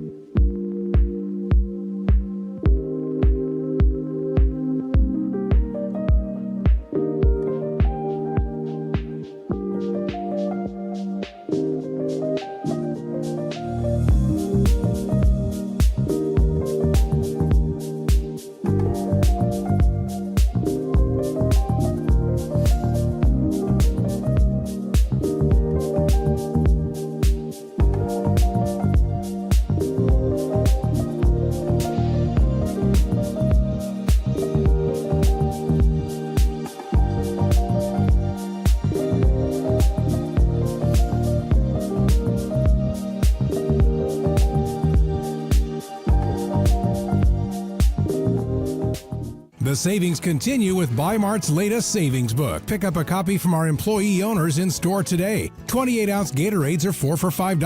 12-ounce Red Bull drinks are 3 for $8. Get a Heinz picnic pack for $5.99. Best Way's 16-foot pool is just $329.99. And Yakima Bates Rooster Tail 6-pack is just $11.99. Plus save in the bonus zone on Werner Jerky and Dawn Dish Soap. Save store-wide through June 16th with Bi-Mart's latest savings book.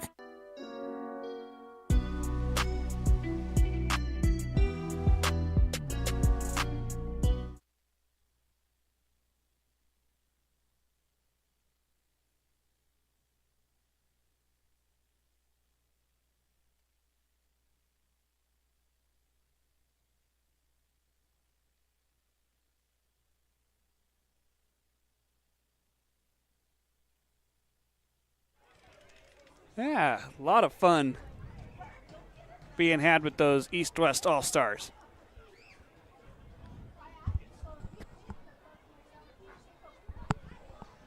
Here we go, top of the 6th inning. Still Ian Moad out there on the bump. Surprises me just a little bit, but he's been doing great.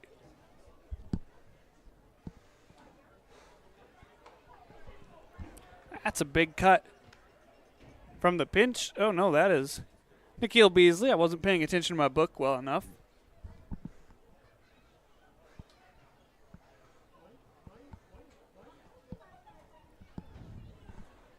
Moad's 0-1. This one's sent back. No balls, 2 strikes. Moad, a new season high, 6 strikeouts. He's officially through 5 as looks like Jackson Burtis has grabbed a ball down in the Pips bullpen. Buckley unable to bring that one back. It's 1-2. Not a bad miss, though, up in the zone, trying to change the eye level.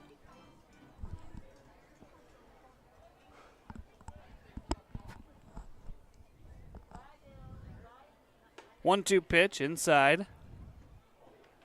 Makes it 2-2. Requests a new baseball.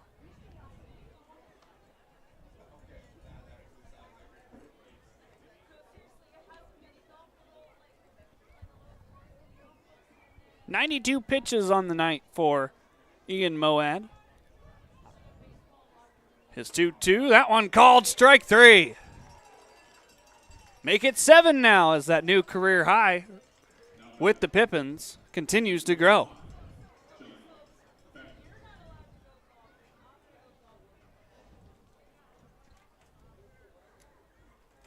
Beasley down for the 2nd time. I should mention that when Tanner Kern struck out, that was the 3rd time he's been down at the hands of Moad.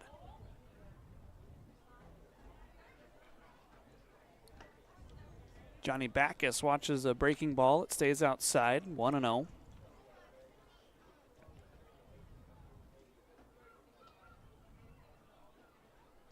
Lefty-righty matchup here. That pitch? That's right in there. 1-1. So now up to 95.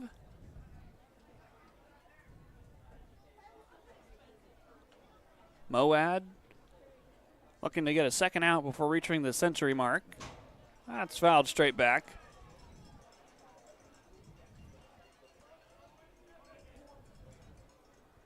One ball and 2 strikes.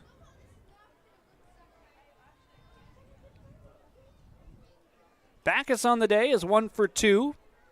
Singled back in the 4th, but was left stranded. Pitch on the way is cut on and missed. 3 straight strikeouts dating back to the 5th inning. Give him 8 on the night. And now, one more batter to face here in the 6th.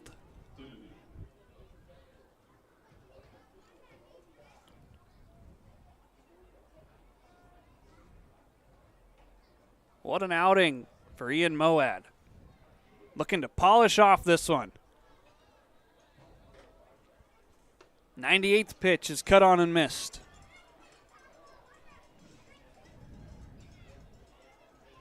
I think it'd be fitting if we got 2 more strikes. There's strike 2. Ian Moad with a 6-2 lead. The 100th pitch, just tying away. Darn it. That's all right, Ian. Just come back and get him with this one.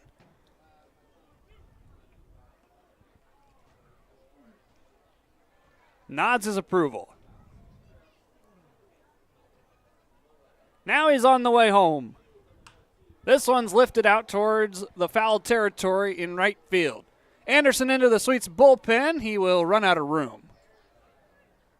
Just barely got out of play.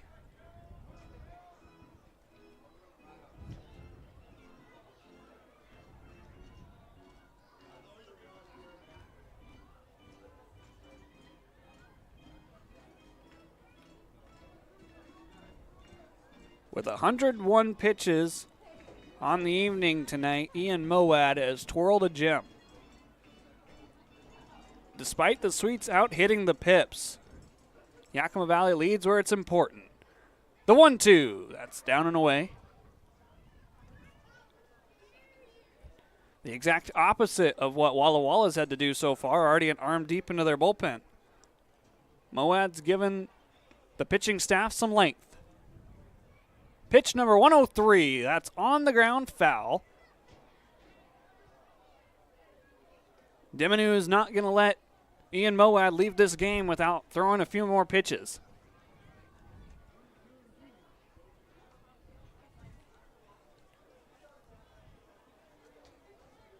A nice 2-to-1 ratio, 66 strikes to 37 balls. The 2-2 pitch. That one's downstairs, and the count has run full. Well, don't lose him, Ian. You don't want to end your night that way. Burtis waits at the ready. Should Dimonu reach. Payoff pitch. This one is driven out towards center field. St. Cyr's going to settle under it. Have yourself a night, Ian Moad. 6 innings worked, 8 strikeouts, and only 2 runs across. We go to the bottom of the 6th. It is 6-2 Yakima Valley. I love coming in here. Everybody is always super welcoming. They always greet me by name. You can tell that everyone here actually likes working here. My favorite thing about Walla Walla Orthodontics is how nice the staff are. They're funny, fun, and they're helpful. I had what was called 3D braces. They were the same color as my teeth. People would say, "Oh, you have braces?" They didn't even know that I had braces. I highly recommend this orthodontist office. What do you want? It's just not that easy. What do you want?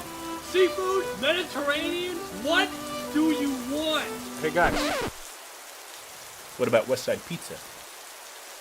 I love West Side I Pizza. love West Side. I love West Side. Yeah, the Hawaiian's great. Let's do pizza. West Side Pizza? Yeah. Problem solved. Gross. West Side Pizza, saving relationships since 1996. Seattle-born stand-up comedian and impressionist Adam Ray, live at Legends Casino, Friday, July 11th. Known best for his Netflix special, Adam Ray is Dr. Phil Unleashed, as well as his popular YouTube channel. If you don't know what Citizens app is, it's an app you can put on your phone that notifies you of all the danger that's lurking. That sounds like fun. Yeah, there's a lot of people cooking for Cocoa Puffs right outside your door. Tickets on sale now at Ticketmaster.com and Legends Gift Shop. Don't miss Adam Ray, live on July 11th at Legends Casino in Toppenish.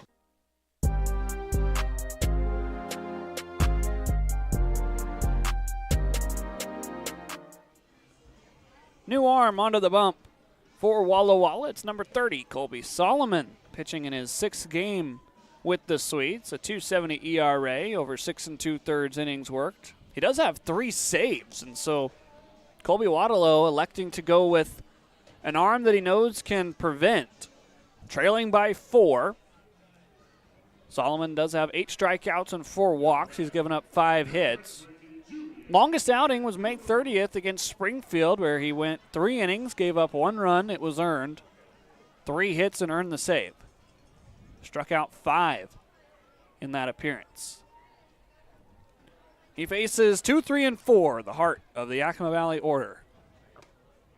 First pitch right in there to Julian Angulo.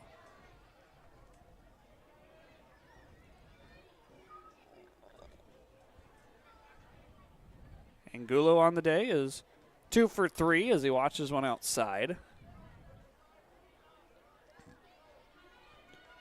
Fastball around 85 for Solomon. The breaking ball in the low to mid 70s. 1-1. Angulo fouls it over towards Coach DeGallagher, makes the play. It's now 1 ball and 2 strikes. Glenn was able to go 2 1/3, give up 2 hits, no runs, walked 1.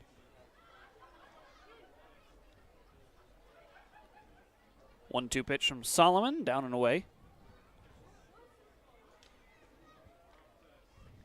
Pips holding on to a 4-run lead here in this first of 3 games this weekend.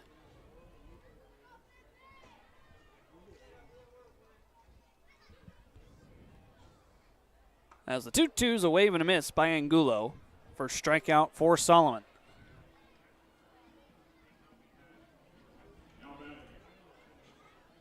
Angulo gives some words to Dylan Anderson on what to expect from the new right-hander.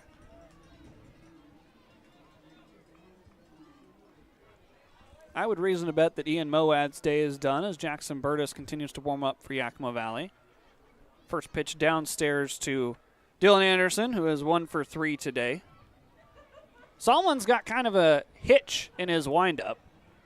Right there. As he misses outside for ball 2. Just kind of hovers on his way to the plate. But if it's effective, don't change it. That's obviously been the case with Mr. Solomon. 2-0, Anderson's going to rip this one out towards the gap in right center field. Backus isn't going to get there. It's all the way to the wall. Dylan Anderson's got wheels. The windmill being waved around by Garrett DeGallier. Dylan Anderson has a stand-up triple. Aggressive base running pays off for Yakima Valley.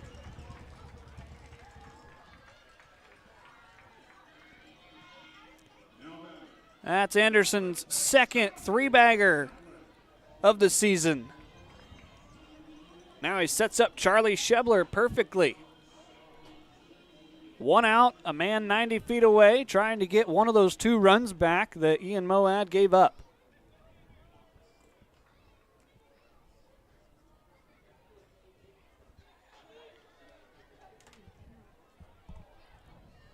Coach DeGallier has been very aggressive in his third base coaching box tonight. Second time he's done that this season. Shebler swings at the first pitch and fouls it away. The infield, as you can see there, is playing on the cut of the grass, trying to cut down the run at home. Walla Walla trails by 4 here in the bottom of the 6th inning.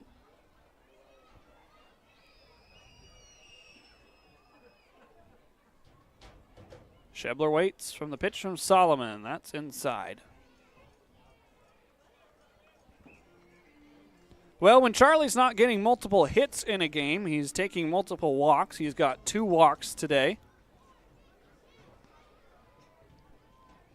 He's been on base all 3 times.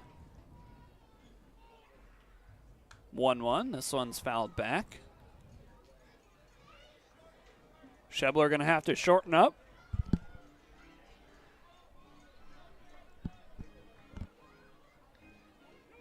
Solomon's ahead in the count, looking for his second strikeout of the night. Shebler swings the torpedo bat, and now the 1-2, that is away, 2-2. I'll be interested to know what the capacity, or the attendance rather, is announced as after the game. After seeing 3,000 plus down in Portland, anything feels small. 2-2, Shebler waves and misses. Solomon able to get a string pulled. There's 2 down.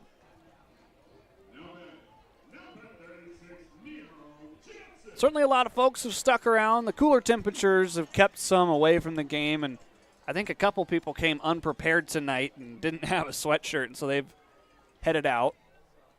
But most of the people that were here at the start of the game are waiting for the fireworks show after the game.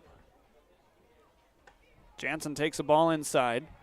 At this rate, the way the game's going, as we're now officially 2 hours in, it's not going to be dark enough for fireworks yet. We are under the lights here in Yakima County Stadium. The 1-0, down and away.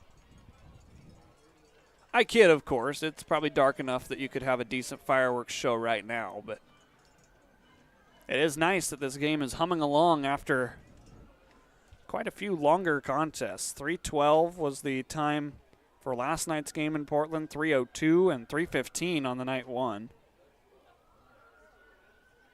2-0 pitch, unable to find the zone. It's now 3-0 to Neil Jansen. The last time the Pips played a game in under 3 hours was back on Father's Day in a 2-hour and 39-minute contest with Northwest Star. That was after the night before, where it was a 3.5-hour game that was walked off in the 11th inning. This pitch comes inside for ball 4. And so the runners at the corners is a fire truck with its lights on pulls into the parking lot here at Yakima County Stadium. Hope everything's all right. Might have saw the lights on the way in with that high home angle. Cole Hansen stepping into the box with runners at the corners. There's 2 outs.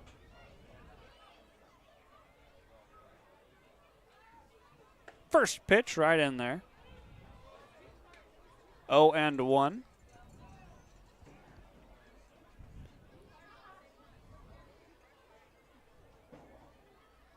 Hansen on the day, singled back in the first, reached on an error in the third.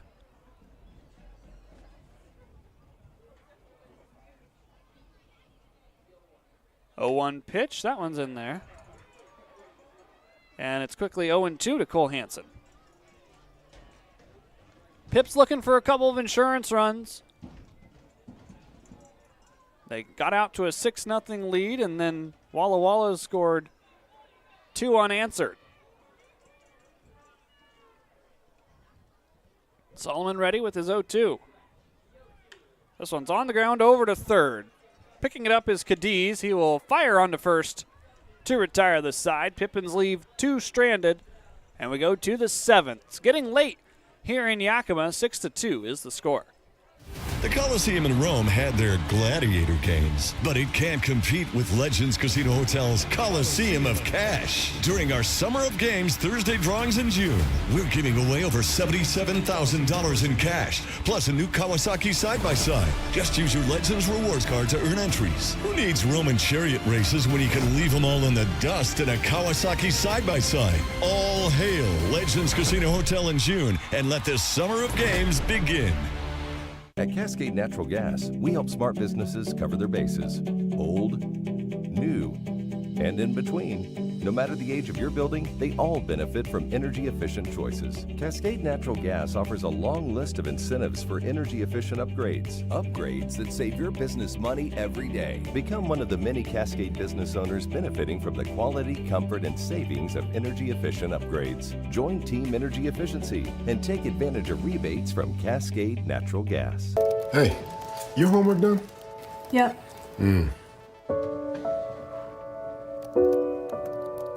Hey, is your homework done? This kinda is homework.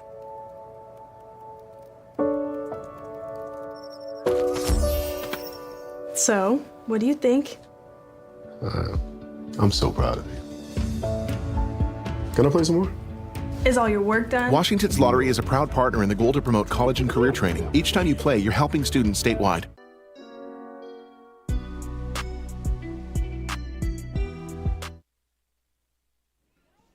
Welcome back here to Yakima Valley.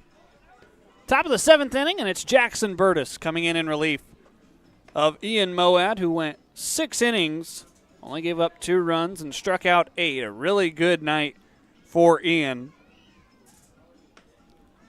Burtis comes into this one after pitching a couple of times down in Portland. Burtis pitched on Wednesday, went an inning and a third. Excuse me, that was Tuesday, inning and a third. No, I was right. It was Wednesday, inning and a third. Gave up a hit and struck out a batter. And then last night, came in for a third of an inning to get the Pips out of a big inning. Actually, it was the final out recorded by the Portland Pickles that Burtis picked up. 0-1 record, but a 1.80 ERA through 4 games.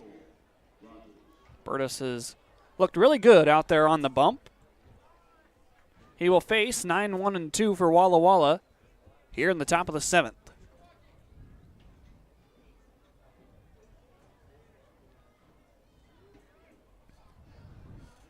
He's got that nice wide open batting stance.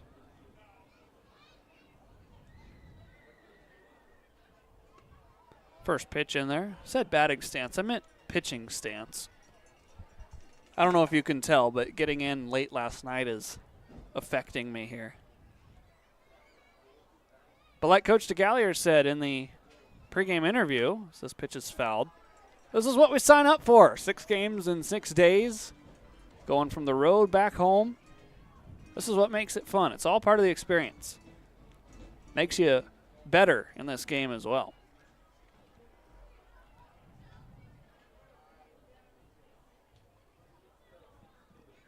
Burtis ahead early.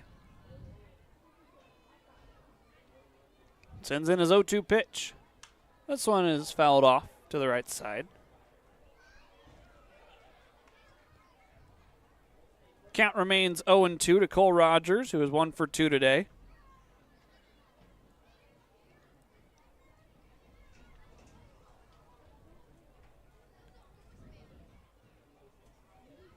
That pitch is inside. It clips Cole Rogers. So Burtis unable to retire the first man he sees, and now the top of the order back up for Walla Walla.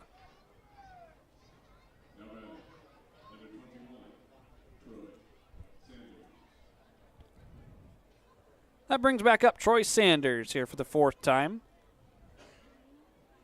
1 for 3 on the day, a single back in the 3rd. He was Moad's first strikeout victim back in the 1st inning. First pitch upstairs from Burtis.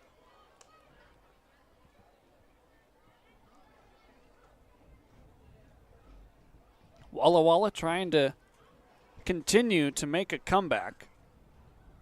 They've scored 2 unanswered. As now the 1-0 pitch dances away for ball 2. Evan Ellis has regained a baseball and is now starting to get loose.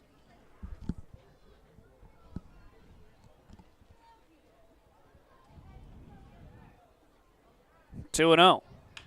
This one's a high chop over towards short. Naylor able to come up with it after a late decision. It gets through the legs of Julian Angulo all the way into foul territory, where Anderson will pick it up in front of the Walla Walla Sweets bullpen. Oh boy. Allen and Naylor both kind of came together. When Allen gave way, Naylor was able to come up with the baseball, but then threw a hard toss over into the ground in front of Angulo. And now there's 2 in scoring position with nobody out.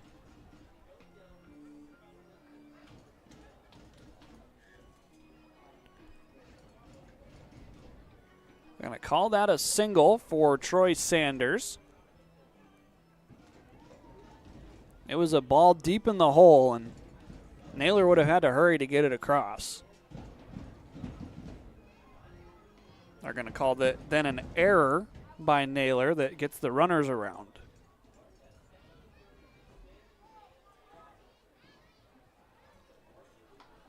First error of the night for Yakima Valley. Only committed 2 errors the entire series against Portland.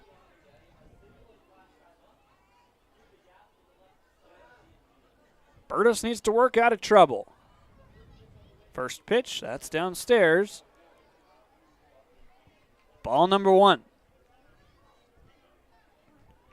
This is where the good become great. Rivalry series. Tying run standing in the on-deck circle here in the late parts of this ball game. Dom Cadiz waits the 1-0. That is downstairs. It looks like Coach DeGallier is going to request time and slowly make his way out to the pitching mound. Keeps peering back over towards the bullpen to see if Evan Ellis is hot yet. Well, Burtis, while he hasn't had to pitch very hard in the last 2 games, he has pitched in now 3 consecutive games. And that does take a toll on your body. Not making excuses for a couple of pitches outside the zone. That's just the reality of the sport. Coach DeGallier manicuring the pitching rubber. As now Matthew DeGruy is going to head out, have a chat to try and break up the meeting.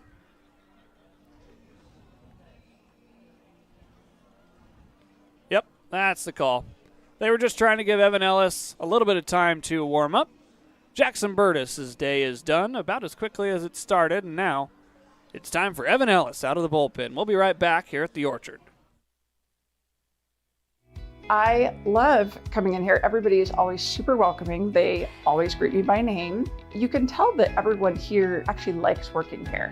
My favorite thing about Walla Walla orthodontics is how nice the staff are. They're funny, fun, and they're helpful. I had what was called 3D braces. They were the same color as my teeth. People would say, "Oh, you have braces?" They didn't even know that I had braces. I highly recommend this orthodontist office. What do you want? It's just not that easy. What do you want? Seafood? Mediterranean? What do you want?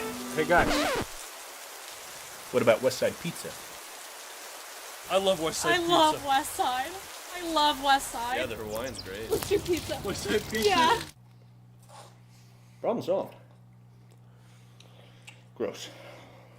West Side Pizza, saving relationships since 1996.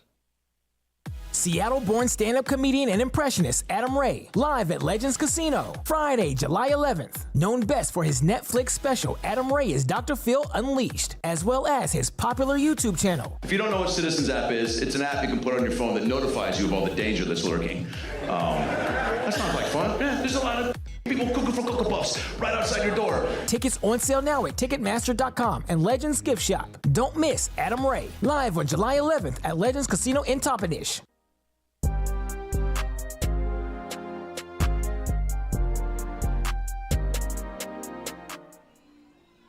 Evan Ellis is the man taking to the pitching mound now. Short leash for Jackson Burdish. I mentioned he pitched in the last couple of games down in Portland, back-to-back, and now has worked to two batters here in this game. Ellis inherits the two runners. He has a 6.13 ERA in 3 games. Does have one save. 7 1/3 innings worked. 7 strikeouts to 7 walks. He got the 4-inning save down in Wenatchee. He inherits a 2-0 count to Dominic Cadiz. First pitch inside. And I don't actually know the ruling, but if Cadiz were to reach, does the run still count to Burtis? I don't think it does, because it would have been Ellis who put him on. That pitch outside, there's ball 4. So the bags are loaded, and the tying run will come to the plate with nobody out.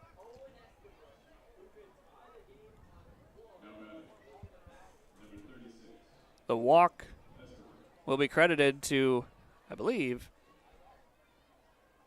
Jackson Burtis. Yes. No, he had one walk already. Nope, he had a hit by pitch. So, yes, the walk does go to Jackson Burtis. Despite the fact that it is Evan Ellis who gets credit for facing the batter. This pitch is ripped out to center field. Should be deep enough to send home a 3rd run. Oh, St. Cyr lost it in the lights. There's going to be a force play if they can get the ball in time, but no, it's a single, and everybody's safe. Second time in as many nights that the center fielder for Yakima Valley's lost the ball in the night sky.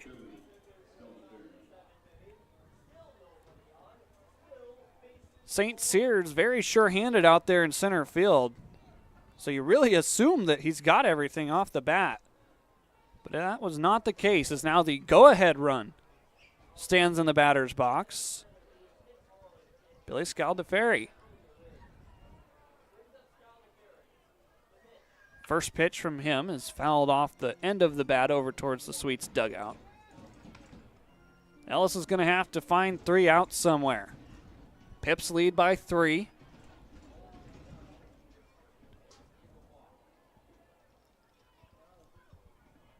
Dangerous situation started by Jackson Burtis.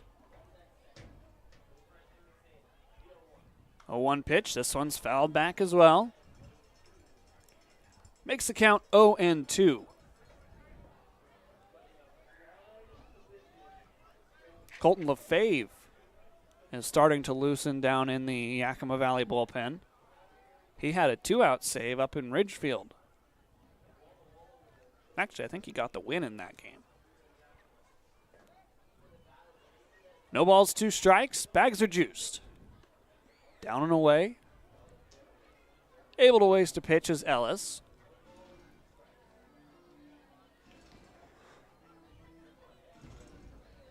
Temperature still hovering around those high 50s, 58 degrees. Fireworks set to follow. A 1-2 pitch now. This one is roped down towards the left field line, chasing it over Jansen. He appears to have a beat on it. It is definitely deep enough. Charging from third, strong throw from Jansen, nearly nabbed the lead runner Sanders if it was on target. So a second run comes across on the sacrifice fly by Scaldaferri. It's now 6-4, but the Pippins finally have an out.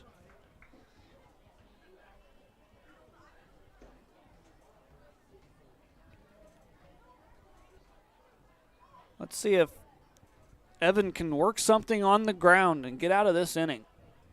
4 runs, 9 hits for Walla Walla, 6 runs on 7 hits for Yakima Valley.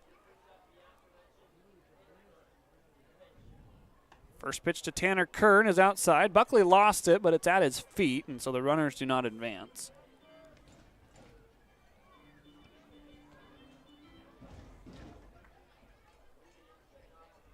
Kern has the hat trick. 3 strikeouts tonight, all of them against Ian Moad.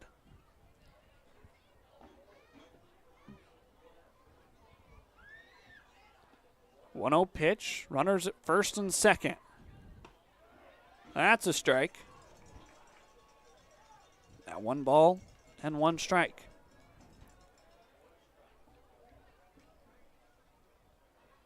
Burtis so far is credited with the 2 runs that have scored. That was the hit by pitch and the single to Rogers and Sanders.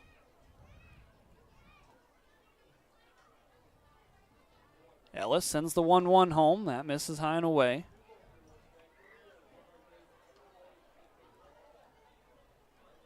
Pips need 2 outs here in the 7th to send us to the stretch.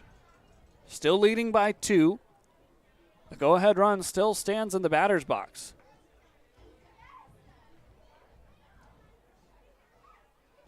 Ellis coming set. Now his 2-1 pitch. Did Tanner Kern go around? Oh, it's called a strike anyway. It's now 2 balls, 2 strikes. This will be a big first strikeout from Evan Ellis.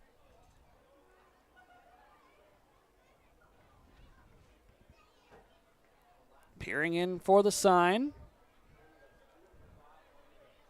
Now here we go with the 2-2. That is unable to be brought back by Buckley. Definitely tried to frame that, but the count will run full.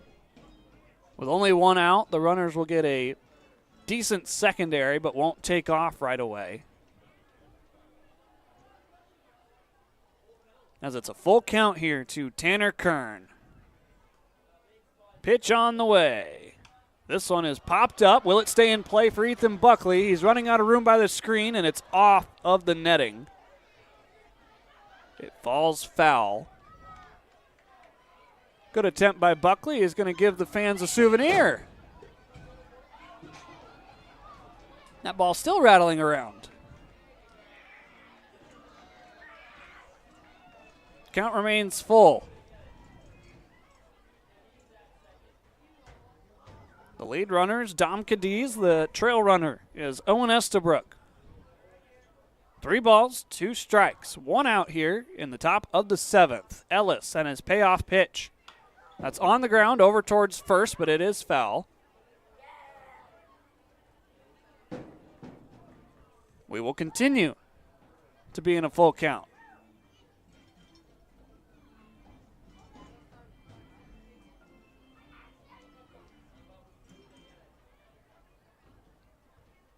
They got the ball back, as Evan Ellis will, in fact, request a new baseball. Well, thought we were going to stick with the original one.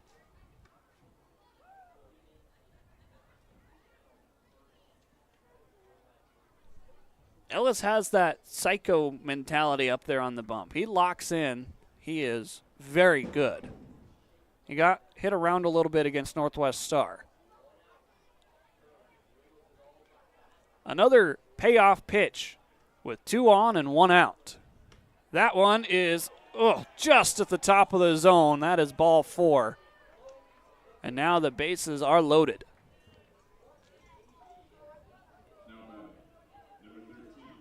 The 8-pitch at-bat goes the way of Tanner Kern, and the bases are reloaded as Eddie Kribbe is going to make his way out to the bump.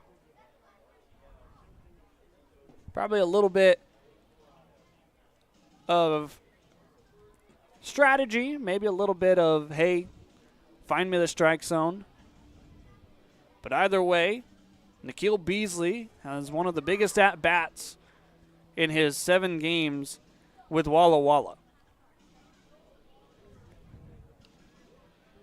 Cadiz will be at third. Estabrook will be at second base. Tanner Kern is now at first after the walk.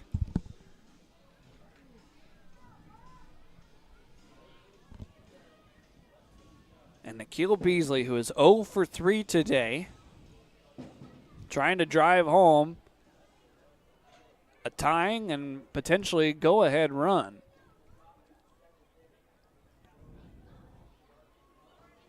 Yakima Valley went out to a commanding 6-0 lead. They allowed 1 run in each the 4th and the 5th, and now 2 have been plated here in the 7th. First pitch, big cut by Beasley. He was trying to get a couple of runs back at least on that one.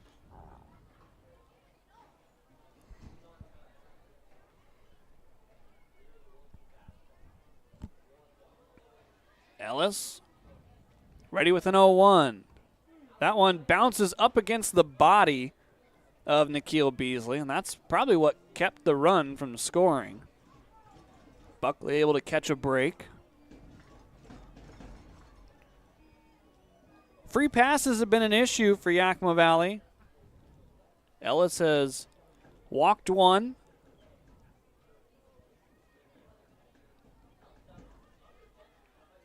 Three free passes here already in the inning.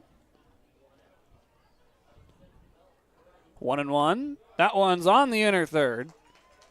So the count now 1-2. A strikeout would put everyone's heart a little bit more at ease, as an out anywhere would then retire the side. Right now it's still pretty precarious with only 1 down.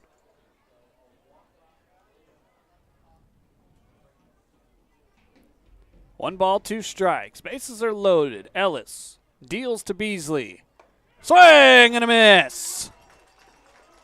High cheddar. And Beasley is down. 2 outs here in the 7th.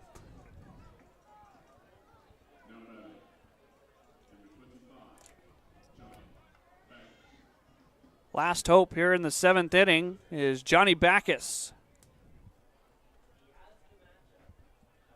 Lefty-righty matchup, a little bit more favorable to the Walla Walla offense.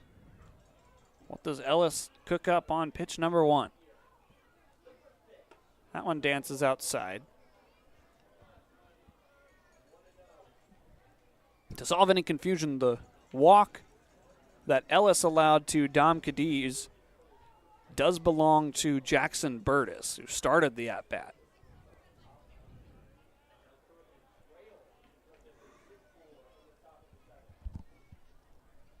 One ball, no strikes. That pitch down in the dirt. For now, it's a ball. They're going to peel down to Nobert, and yes, he went around.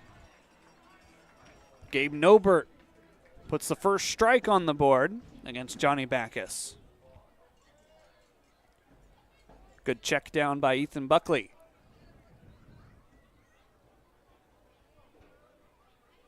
Backus trying to bring home the man at second, Estabrook, which would tie the game. 1-1, breaking ball, dances outside. 2-1.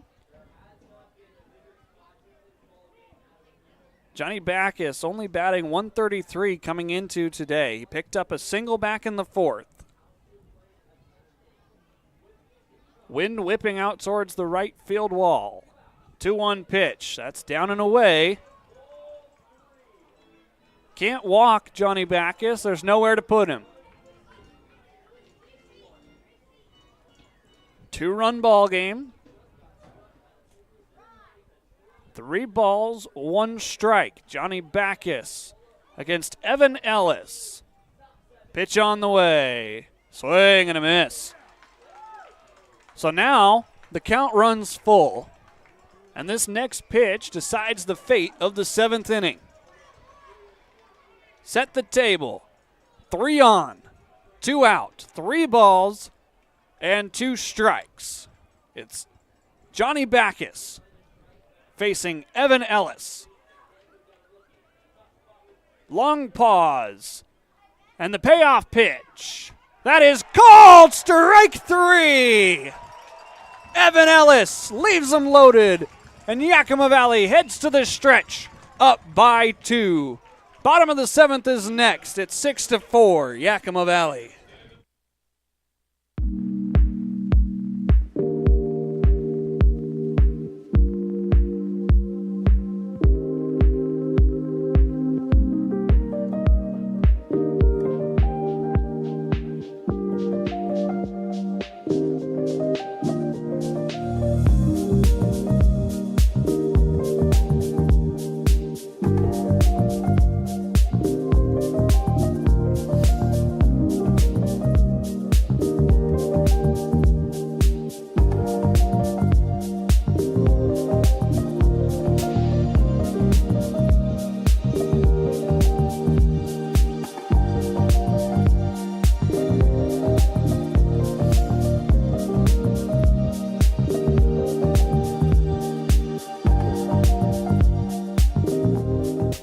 The savings continue with Bi-Mart's latest savings book. Pick up a copy from our employee owners in store today. 28-ounce Gatorades are 4 for $5. 12-ounce Red Bull drinks are 3 for $8. Get a Heinz picnic pack for $5.99. Best Way's 16-foot pool is just $329.99. And Yakima Bates Rooster Tail 6-pack is just $11.99. Plus save in the bonus zone on Werner Jerky and Dawn Dish Soap. Save store-wide through June 16th with Bi-Mart's latest savings book.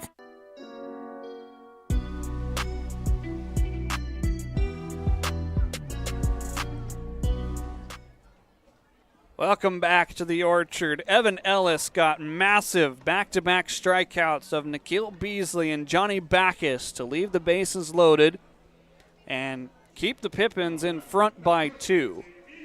And now it'll be 7, 8, and 9 due up for Yakima Valley to try and tack on some insurance. The Pips have not scored since the bottom of the 3rd inning when they put up 3.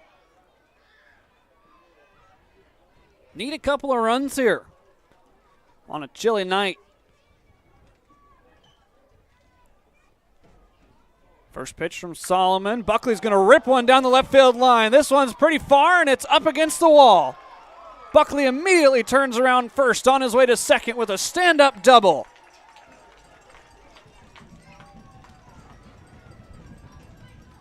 Buckley with his first extra base hit on the season. There's a runner in scoring position and some insurance.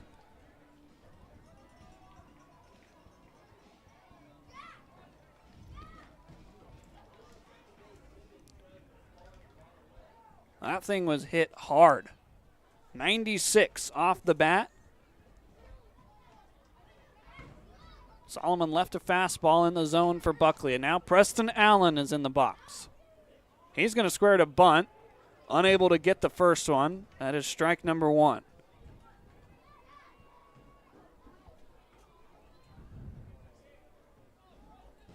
Blood flowing a little bit more rapidly for these two teams here on a cool night. Throw goes down to second. It's off of Buckley, I believe. Yeah, he's going to shake out that left leg. That one hurt a little bit. No ill will, obviously, just trying to get an out on the base paths. Buckley's tough. Got to be tough if you're a catcher. Now Preston Allen, the all-star with Yakima Valley last year, trying to come up big here in the bottom of the 7th. Squares to bunt this time. Fouls it back to the screen, so all bets are off.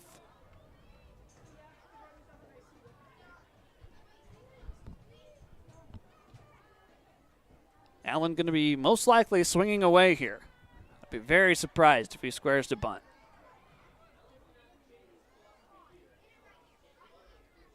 Buckley's the man at second. Nobody out here in the bottom of the 7th. 0-2 pitch to Allen. That one's right in there. Unable to get the bat off his shoulders. That is out, number 1.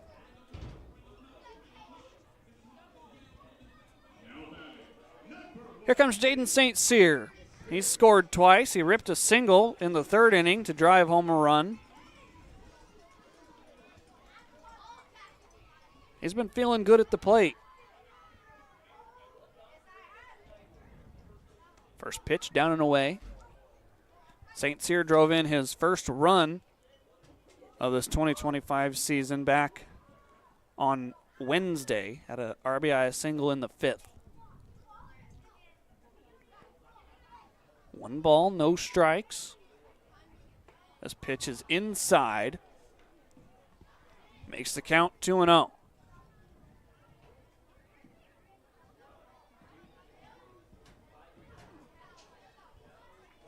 St. Cyr lost the ball in the sky. That allowed a run to come across for Walla Walla. 2-0 pitch. This one is served over towards foul territory. 1 hops into the general admission seating.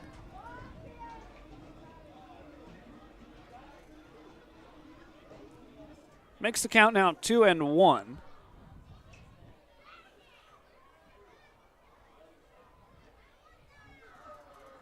You can feel the tension in the ballpark. 2-run game. Pitch on the way. That is just downstairs. Now 3-1. Top of the order waits on deck. Langan Naylor is 1 for 2 today. The 3-1. That one's down and in. Ball 4. St. Cyr with his 2nd walk of the evening.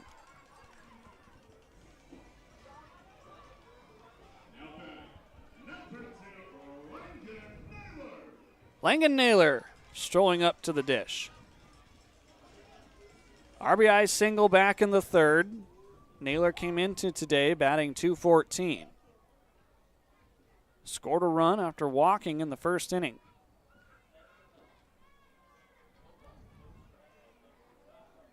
First and second with only 1 out. Naylor's going to watch strike 1 at the bottom of the zone.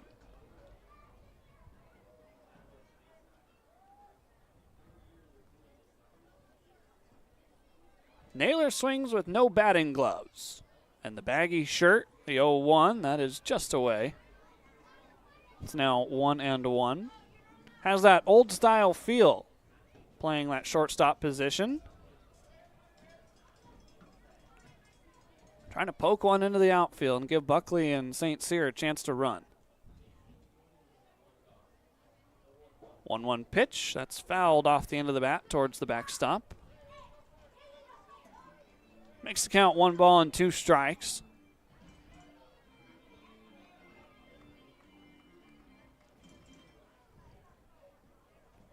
Solomon retowing the slab here in his 2nd inning of relief. Checking on Buckley. 1-2. This one's on the ground over towards short. Might be 2. There's 1. Naylor runs well. He is safe. So able to stay out of the double play thanks to the wheels of Langan Naylor. And now an insurance run is 90 feet away.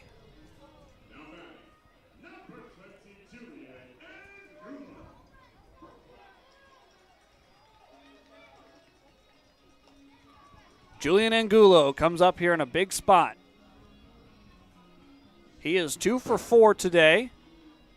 And we'll finish talking about Julian after a quick mound visit here. There is action down in the Sweets bullpen. Yakima Valley's had Colton LaFave up and moving. Certainly a huge moment in this baseball game. This is game 1 of 3 this weekend, game 4 of 9 between these two teams this year. Battle of the Basin has been around now in its 3rd full season. It was conceptualized in 2021. The series is led by Yakima Valley by a narrow margin, 33-30 all time. This year, of course, Yakima Valley took the first 2 games. And in this ballpark, the Pips have a 3-win advantage. 18-15 all time in Yakima County Stadium. They've got the benefit of a pretty good crowd still on hand despite some cooler temperatures.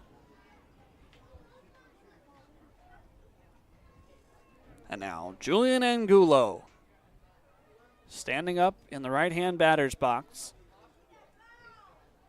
trying to put some insurance across. First pitch is in near the kneecaps of Angulo. We'll see if Naylor tries to take off at all. Does have good wheels. He's got a healthy lead over at first. 1-0 pitch, that's inside as well. It's now 2 balls, no strikes.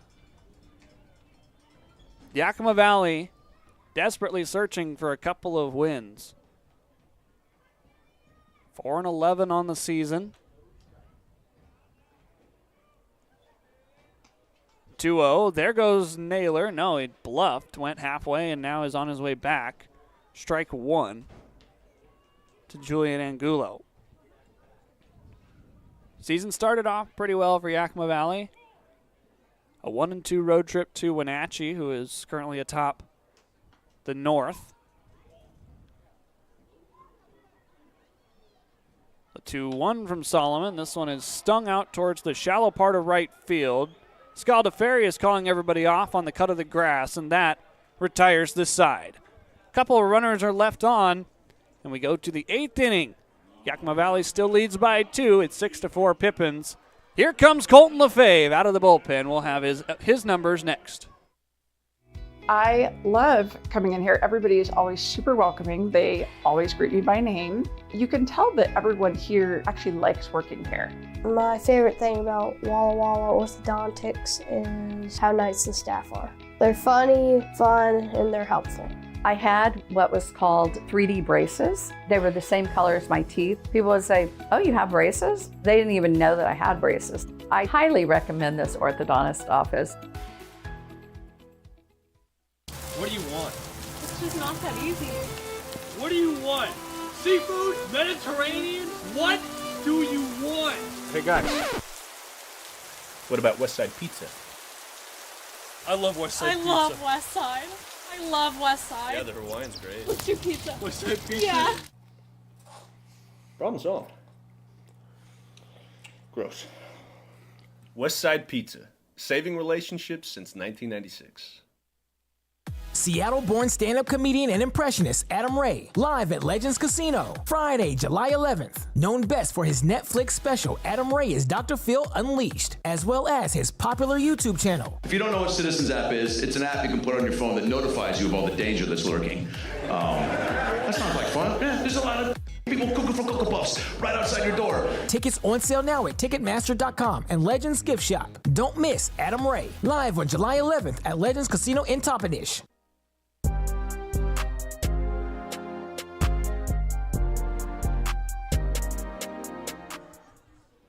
Colton LaFave is on the bump for Yakima Valley. Pitched with the Pippins last year, and now in his second season has kind of fit into that everything role. He started a couple of games. He's also saved a game. Last appearance came back on June 17th in Portland. Only went 2 1/3. Suffered his first loss of the season. Gave up 6 runs. They were all earned. Walked 4 and struck out 4. But the appearance before that in Ridgefield went 2 innings. Got the save after striking out 3 and only walking 1. Gave up no hits to the Raptors. So head coach Garrett DeGallier looking for 6 outs out of this Yakima Valley Pippins veteran. He's got that signature high leg kick, and he misses for ball 1. He almost seems to do better under pressure, and part of that might be because he's going from the stretch. Part of that might just be his mentality. 1-0, that's upstairs. 2-0. This is Andrew Diminu. 1 for 3 today. Has an RBI single back in the 4th. 2-0 pitch. That's in there for a called strike.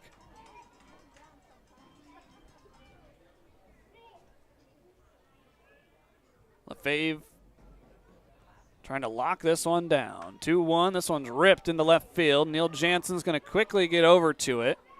Diminu a big turn over at first, but he will stay put. And so it's a leadoff single here, and the tying run will stroll to the dish.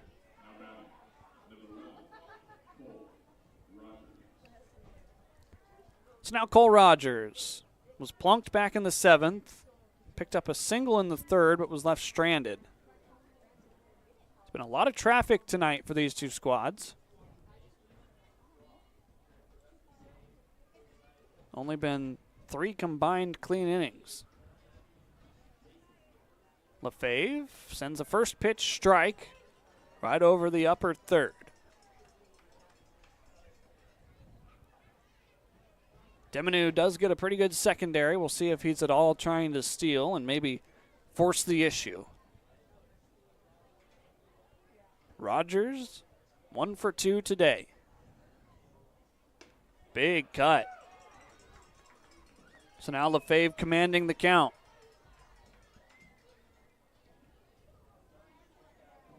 It's Rogers, Sanders, and Cadiz due up, barring a double play.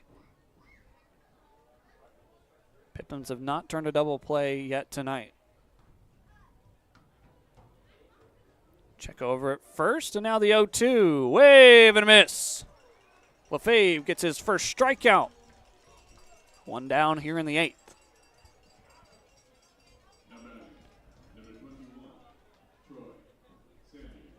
Troy Sanders is next. 5th time through the order started now for Walla Walla. Double play would get LaFave out of this.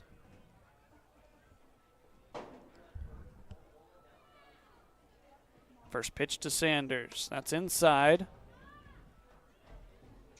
Troy Sanders tonight, 2 for 4. Scored 1 of the 2 runs in the 7th inning.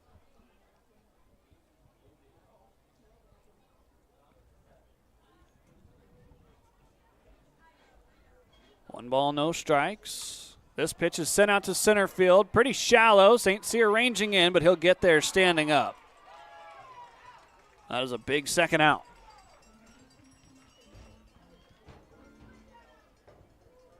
Didn't lose that one in the sky. As now Dom Cadiz will bat with the man at first.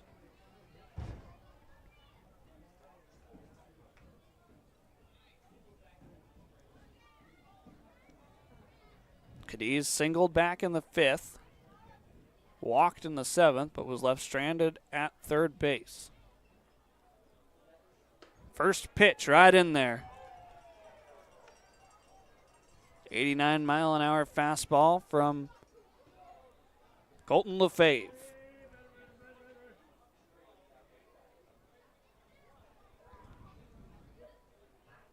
Coming set at the chest. The slide, did he go around? The pitch is outside, the appeal down. Gabe Nobert says no. 1 ball, 1 strike. These two sibling rivals squaring off for the 4th time. Pippins have taken 2 out of the first 3. 1-1 pitch. That one's downstairs. Makes it 2 balls and a strike. Crowd here anticipating post-game fireworks, but in the bottom of the 8th inning, they're hoping for some fireworks from the middle part of the Yakima Valley order. But before that, it's Colton Lefebvre with 2 outs and a man at first.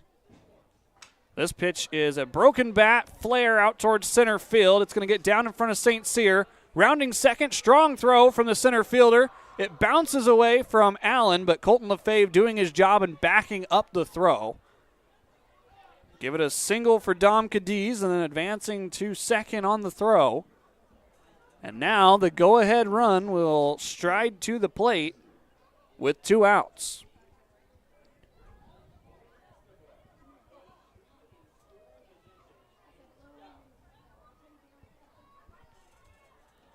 The tying run stands at second base. That's Dom Cadiz. Estabrook has an RBI single back in the 7th. First pitch, that's in there for strike 1. In total, Estabrook is 1 for 4.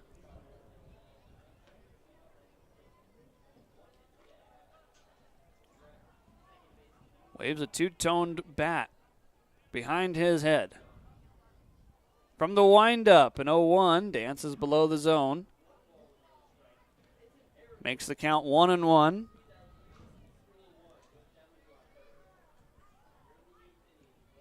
Walla's been unable to bring the tying run across to this point.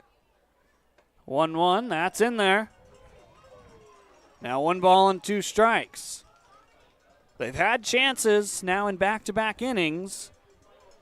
First it was Ellis slamming the door. And now Colton Lefebvre. 2 in scoring position. There's 2 down in the inning. 1 ball and 2 strikes. Into the windup.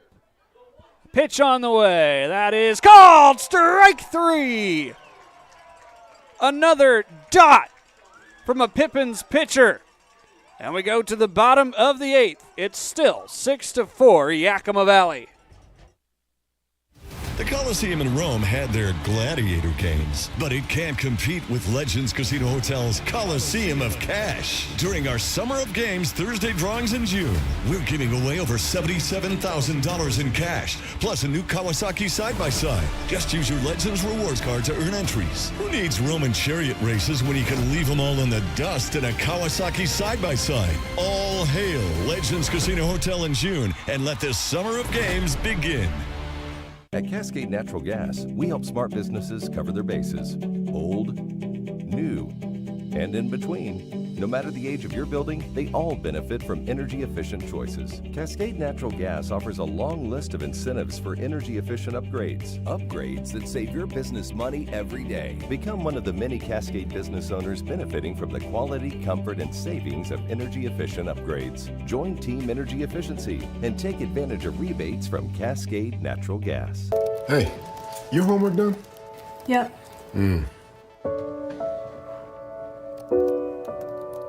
Hey, is your homework done? This kinda is homework.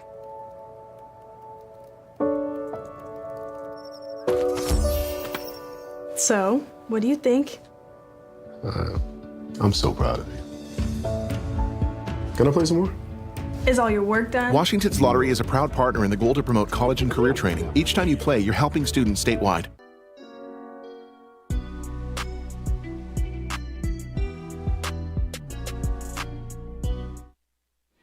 Bottom of the 8th inning.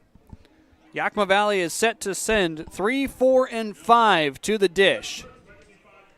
And the Pippins trying to get some early fireworks here on Celebrate Summer Night at the ballpark. Glad you're with us here on your Friday night under the lights. Nearing the 10 o'clock hour for the 4th straight contest in a row. That's all right. Pippins are in front by 2 right now, hoping for more. First pitch from Solomon is in there for strike 1 to Dylan Anderson. Anderson tripled back in the 6th inning, but was unable to come across. 0-1 pitch, that catches the outer third. It's now no balls and 2 strikes. There is action down in the Walla Walla bullpen should Solomon get into trouble.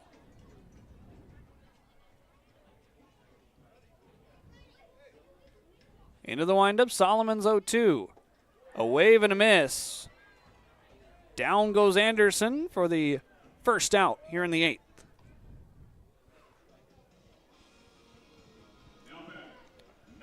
Now Charlie Shebler strolls to the plate. Shebler walked twice, reached on a fielder's choice, but struck out in his last plate appearance. It came against Solomon back in the 6th inning.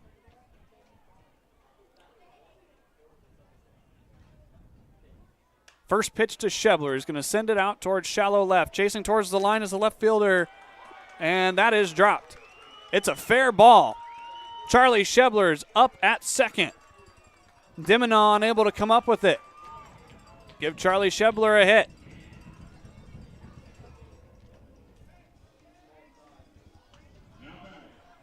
Most likely a double there for Shebler. So now Neil Jansen stands in. Jansen's been on the bases 3 times tonight, 2 walks. He reached on an error. He also sacrificed himself.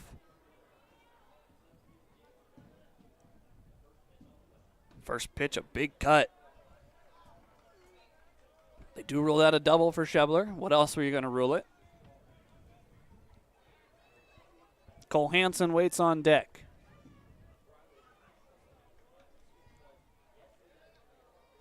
The 0-1. Another cut and a miss. Jansen way behind in the count, needs to work it a little bit.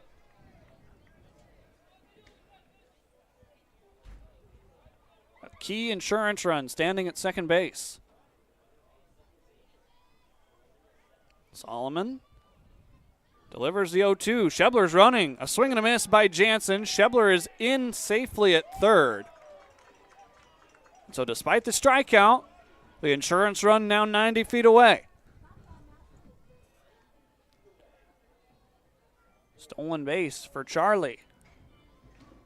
Trying to will the Pippins to get that third insurance run. Striding up to the plate is Cole Hansen, a catcher that Coach DeGallier has taken a liking to. Had a long conversation on the bus ride home last night about coaching trees and philosophies.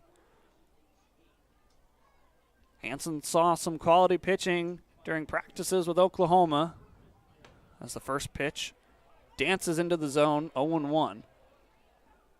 Hansen redshirted with the Sooners and now prepares to make his way to Cal Baptist. Trying to come up big here with the 7th run standing at third. He's going to poke one out towards right center field. This one's going to hang up in the night sky. Backus going backwards. He almost collides with Rogers, but the out is made. Here we go. Top of the 9th inning. Colton Lefebvre needs 3 outs to lock down a win here against the Walla Walla Sweets. Don't go anywhere. Thrilling conclusion is next. This is Pippins Baseball.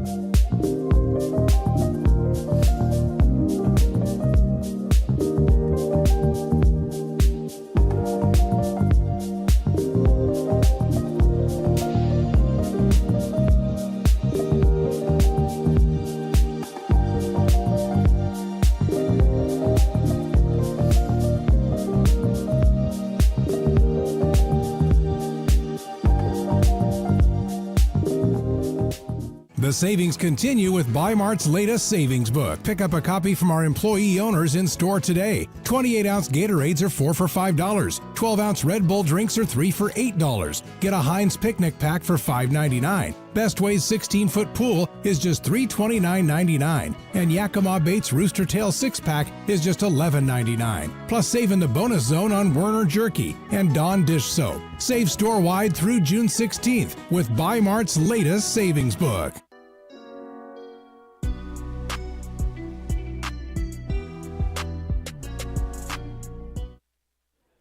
Last licks for Walla Walla. Here in the top of the 9th inning, it is Billy Scaldaferri due up first. 4, 5, and 6 in the Walla Walla order. Colton Lefebvre's first pitch is downstairs for ball 1. Lefebvre was able to get a couple of strikeouts in that 8th inning en route to stranding a pair of base runners. 1-0, big cut. Scaldaferri trying to swing to get both runs on the board with nobody on base. Scaldaferri, Kern, and Beasley are the 3 due up. 1-1. This one is poked down the right field line, but it is foul. So now down to his final strike is Scaldaferri.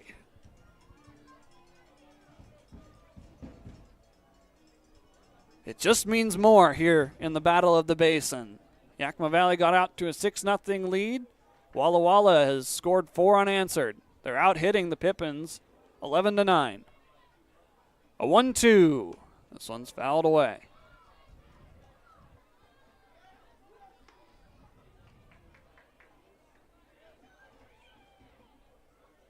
Colton Lefebvre trying to pick up 3 outs and get us ready for post-game fireworks.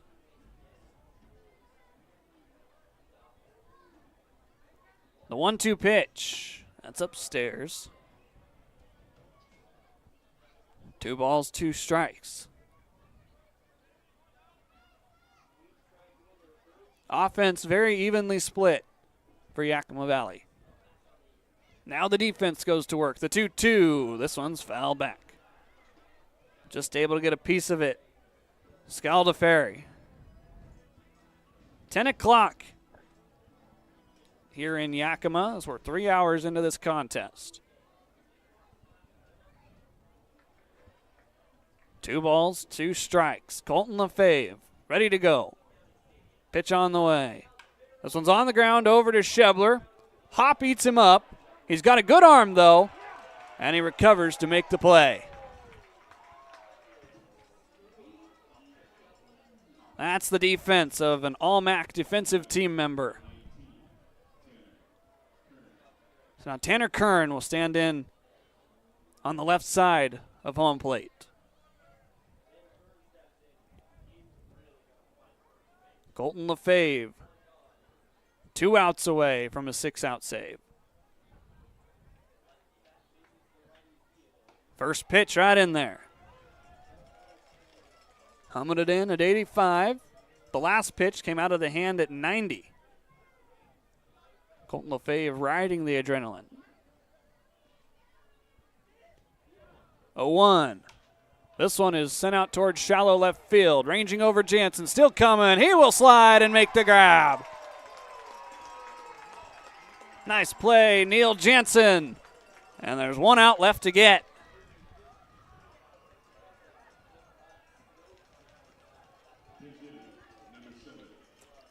The Sweets are going to send up a pinch hitter instead of Nikhil Beasley.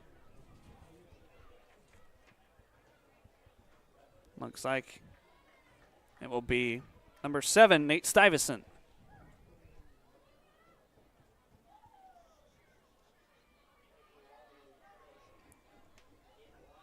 Colton Lefebvre into the windup. First pitch just a bit inside. Stuyvesant from Stanford, 6'1", 190. Batting here in the 9th. Backs against the wall. That one's inside. Should Stuyvesant reach? Appears another pinch hitter Trevor T will enter to try and tie the game. 2-0, big cut. Count now 2-1.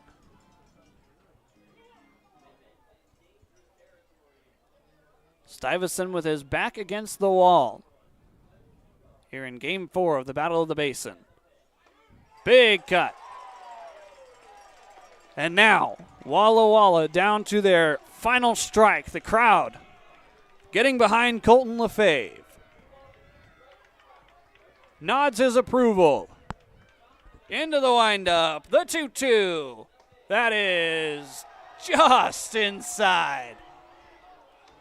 I think everybody in the ballpark thought that that was strike 3, except for Matthew Degree. The slow clap has started. 3 balls, 2 strikes. Colton Lefebvre's payoff pitch. That is inside. Ball 4. This game will live on, and Trevor T gets a chance to bat.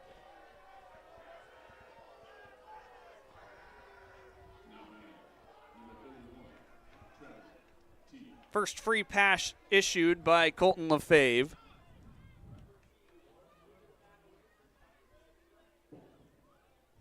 Now, as Colby Wattillo makes sure that Trevor T reports as the new batter.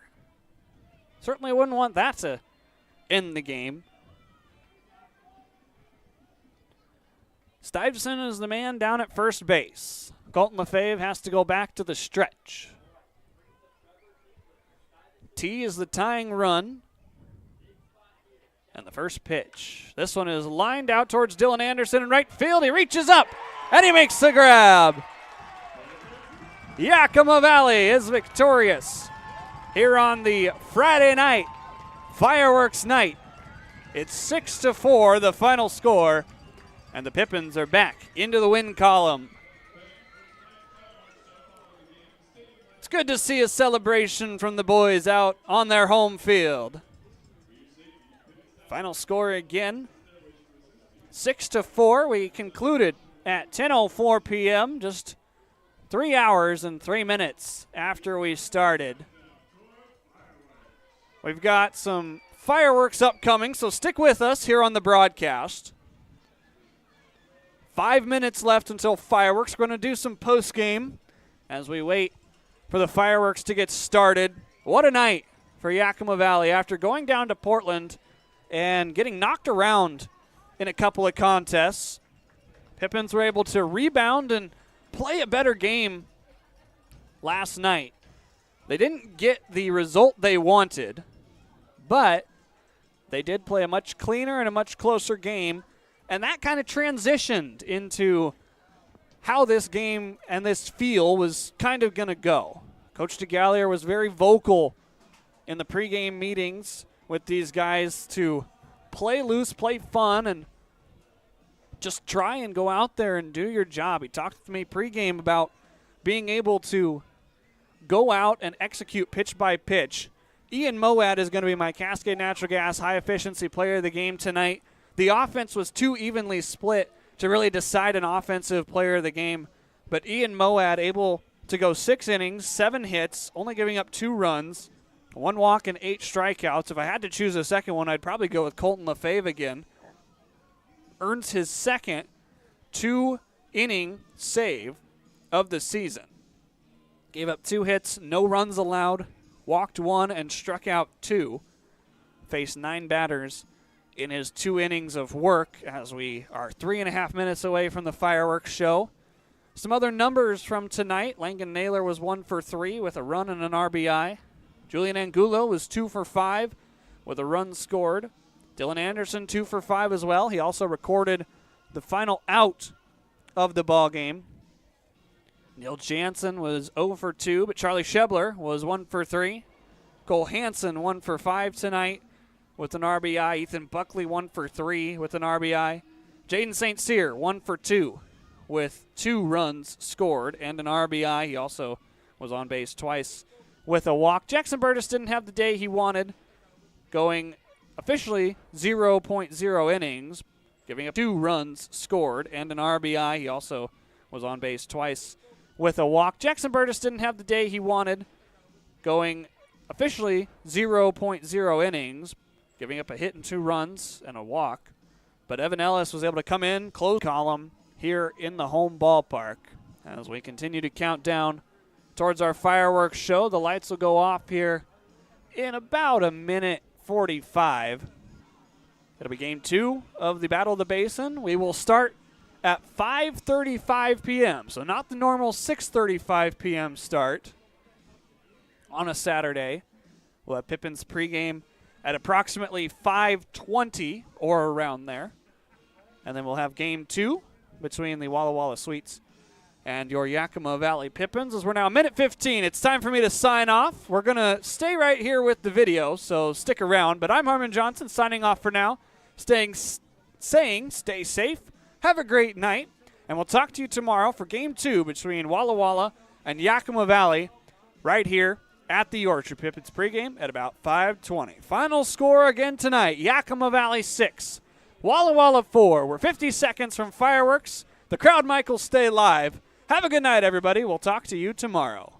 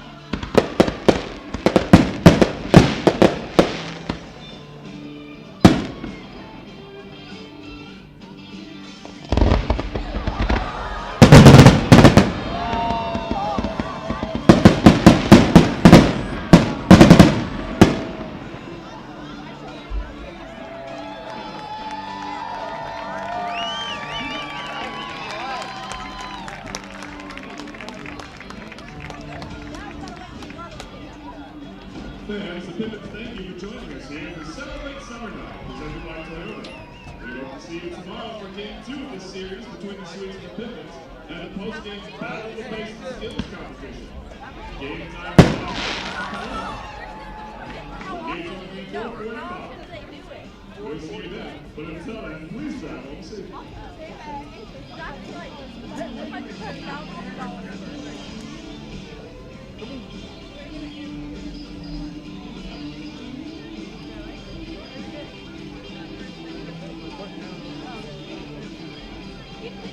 Quite a few fuckers.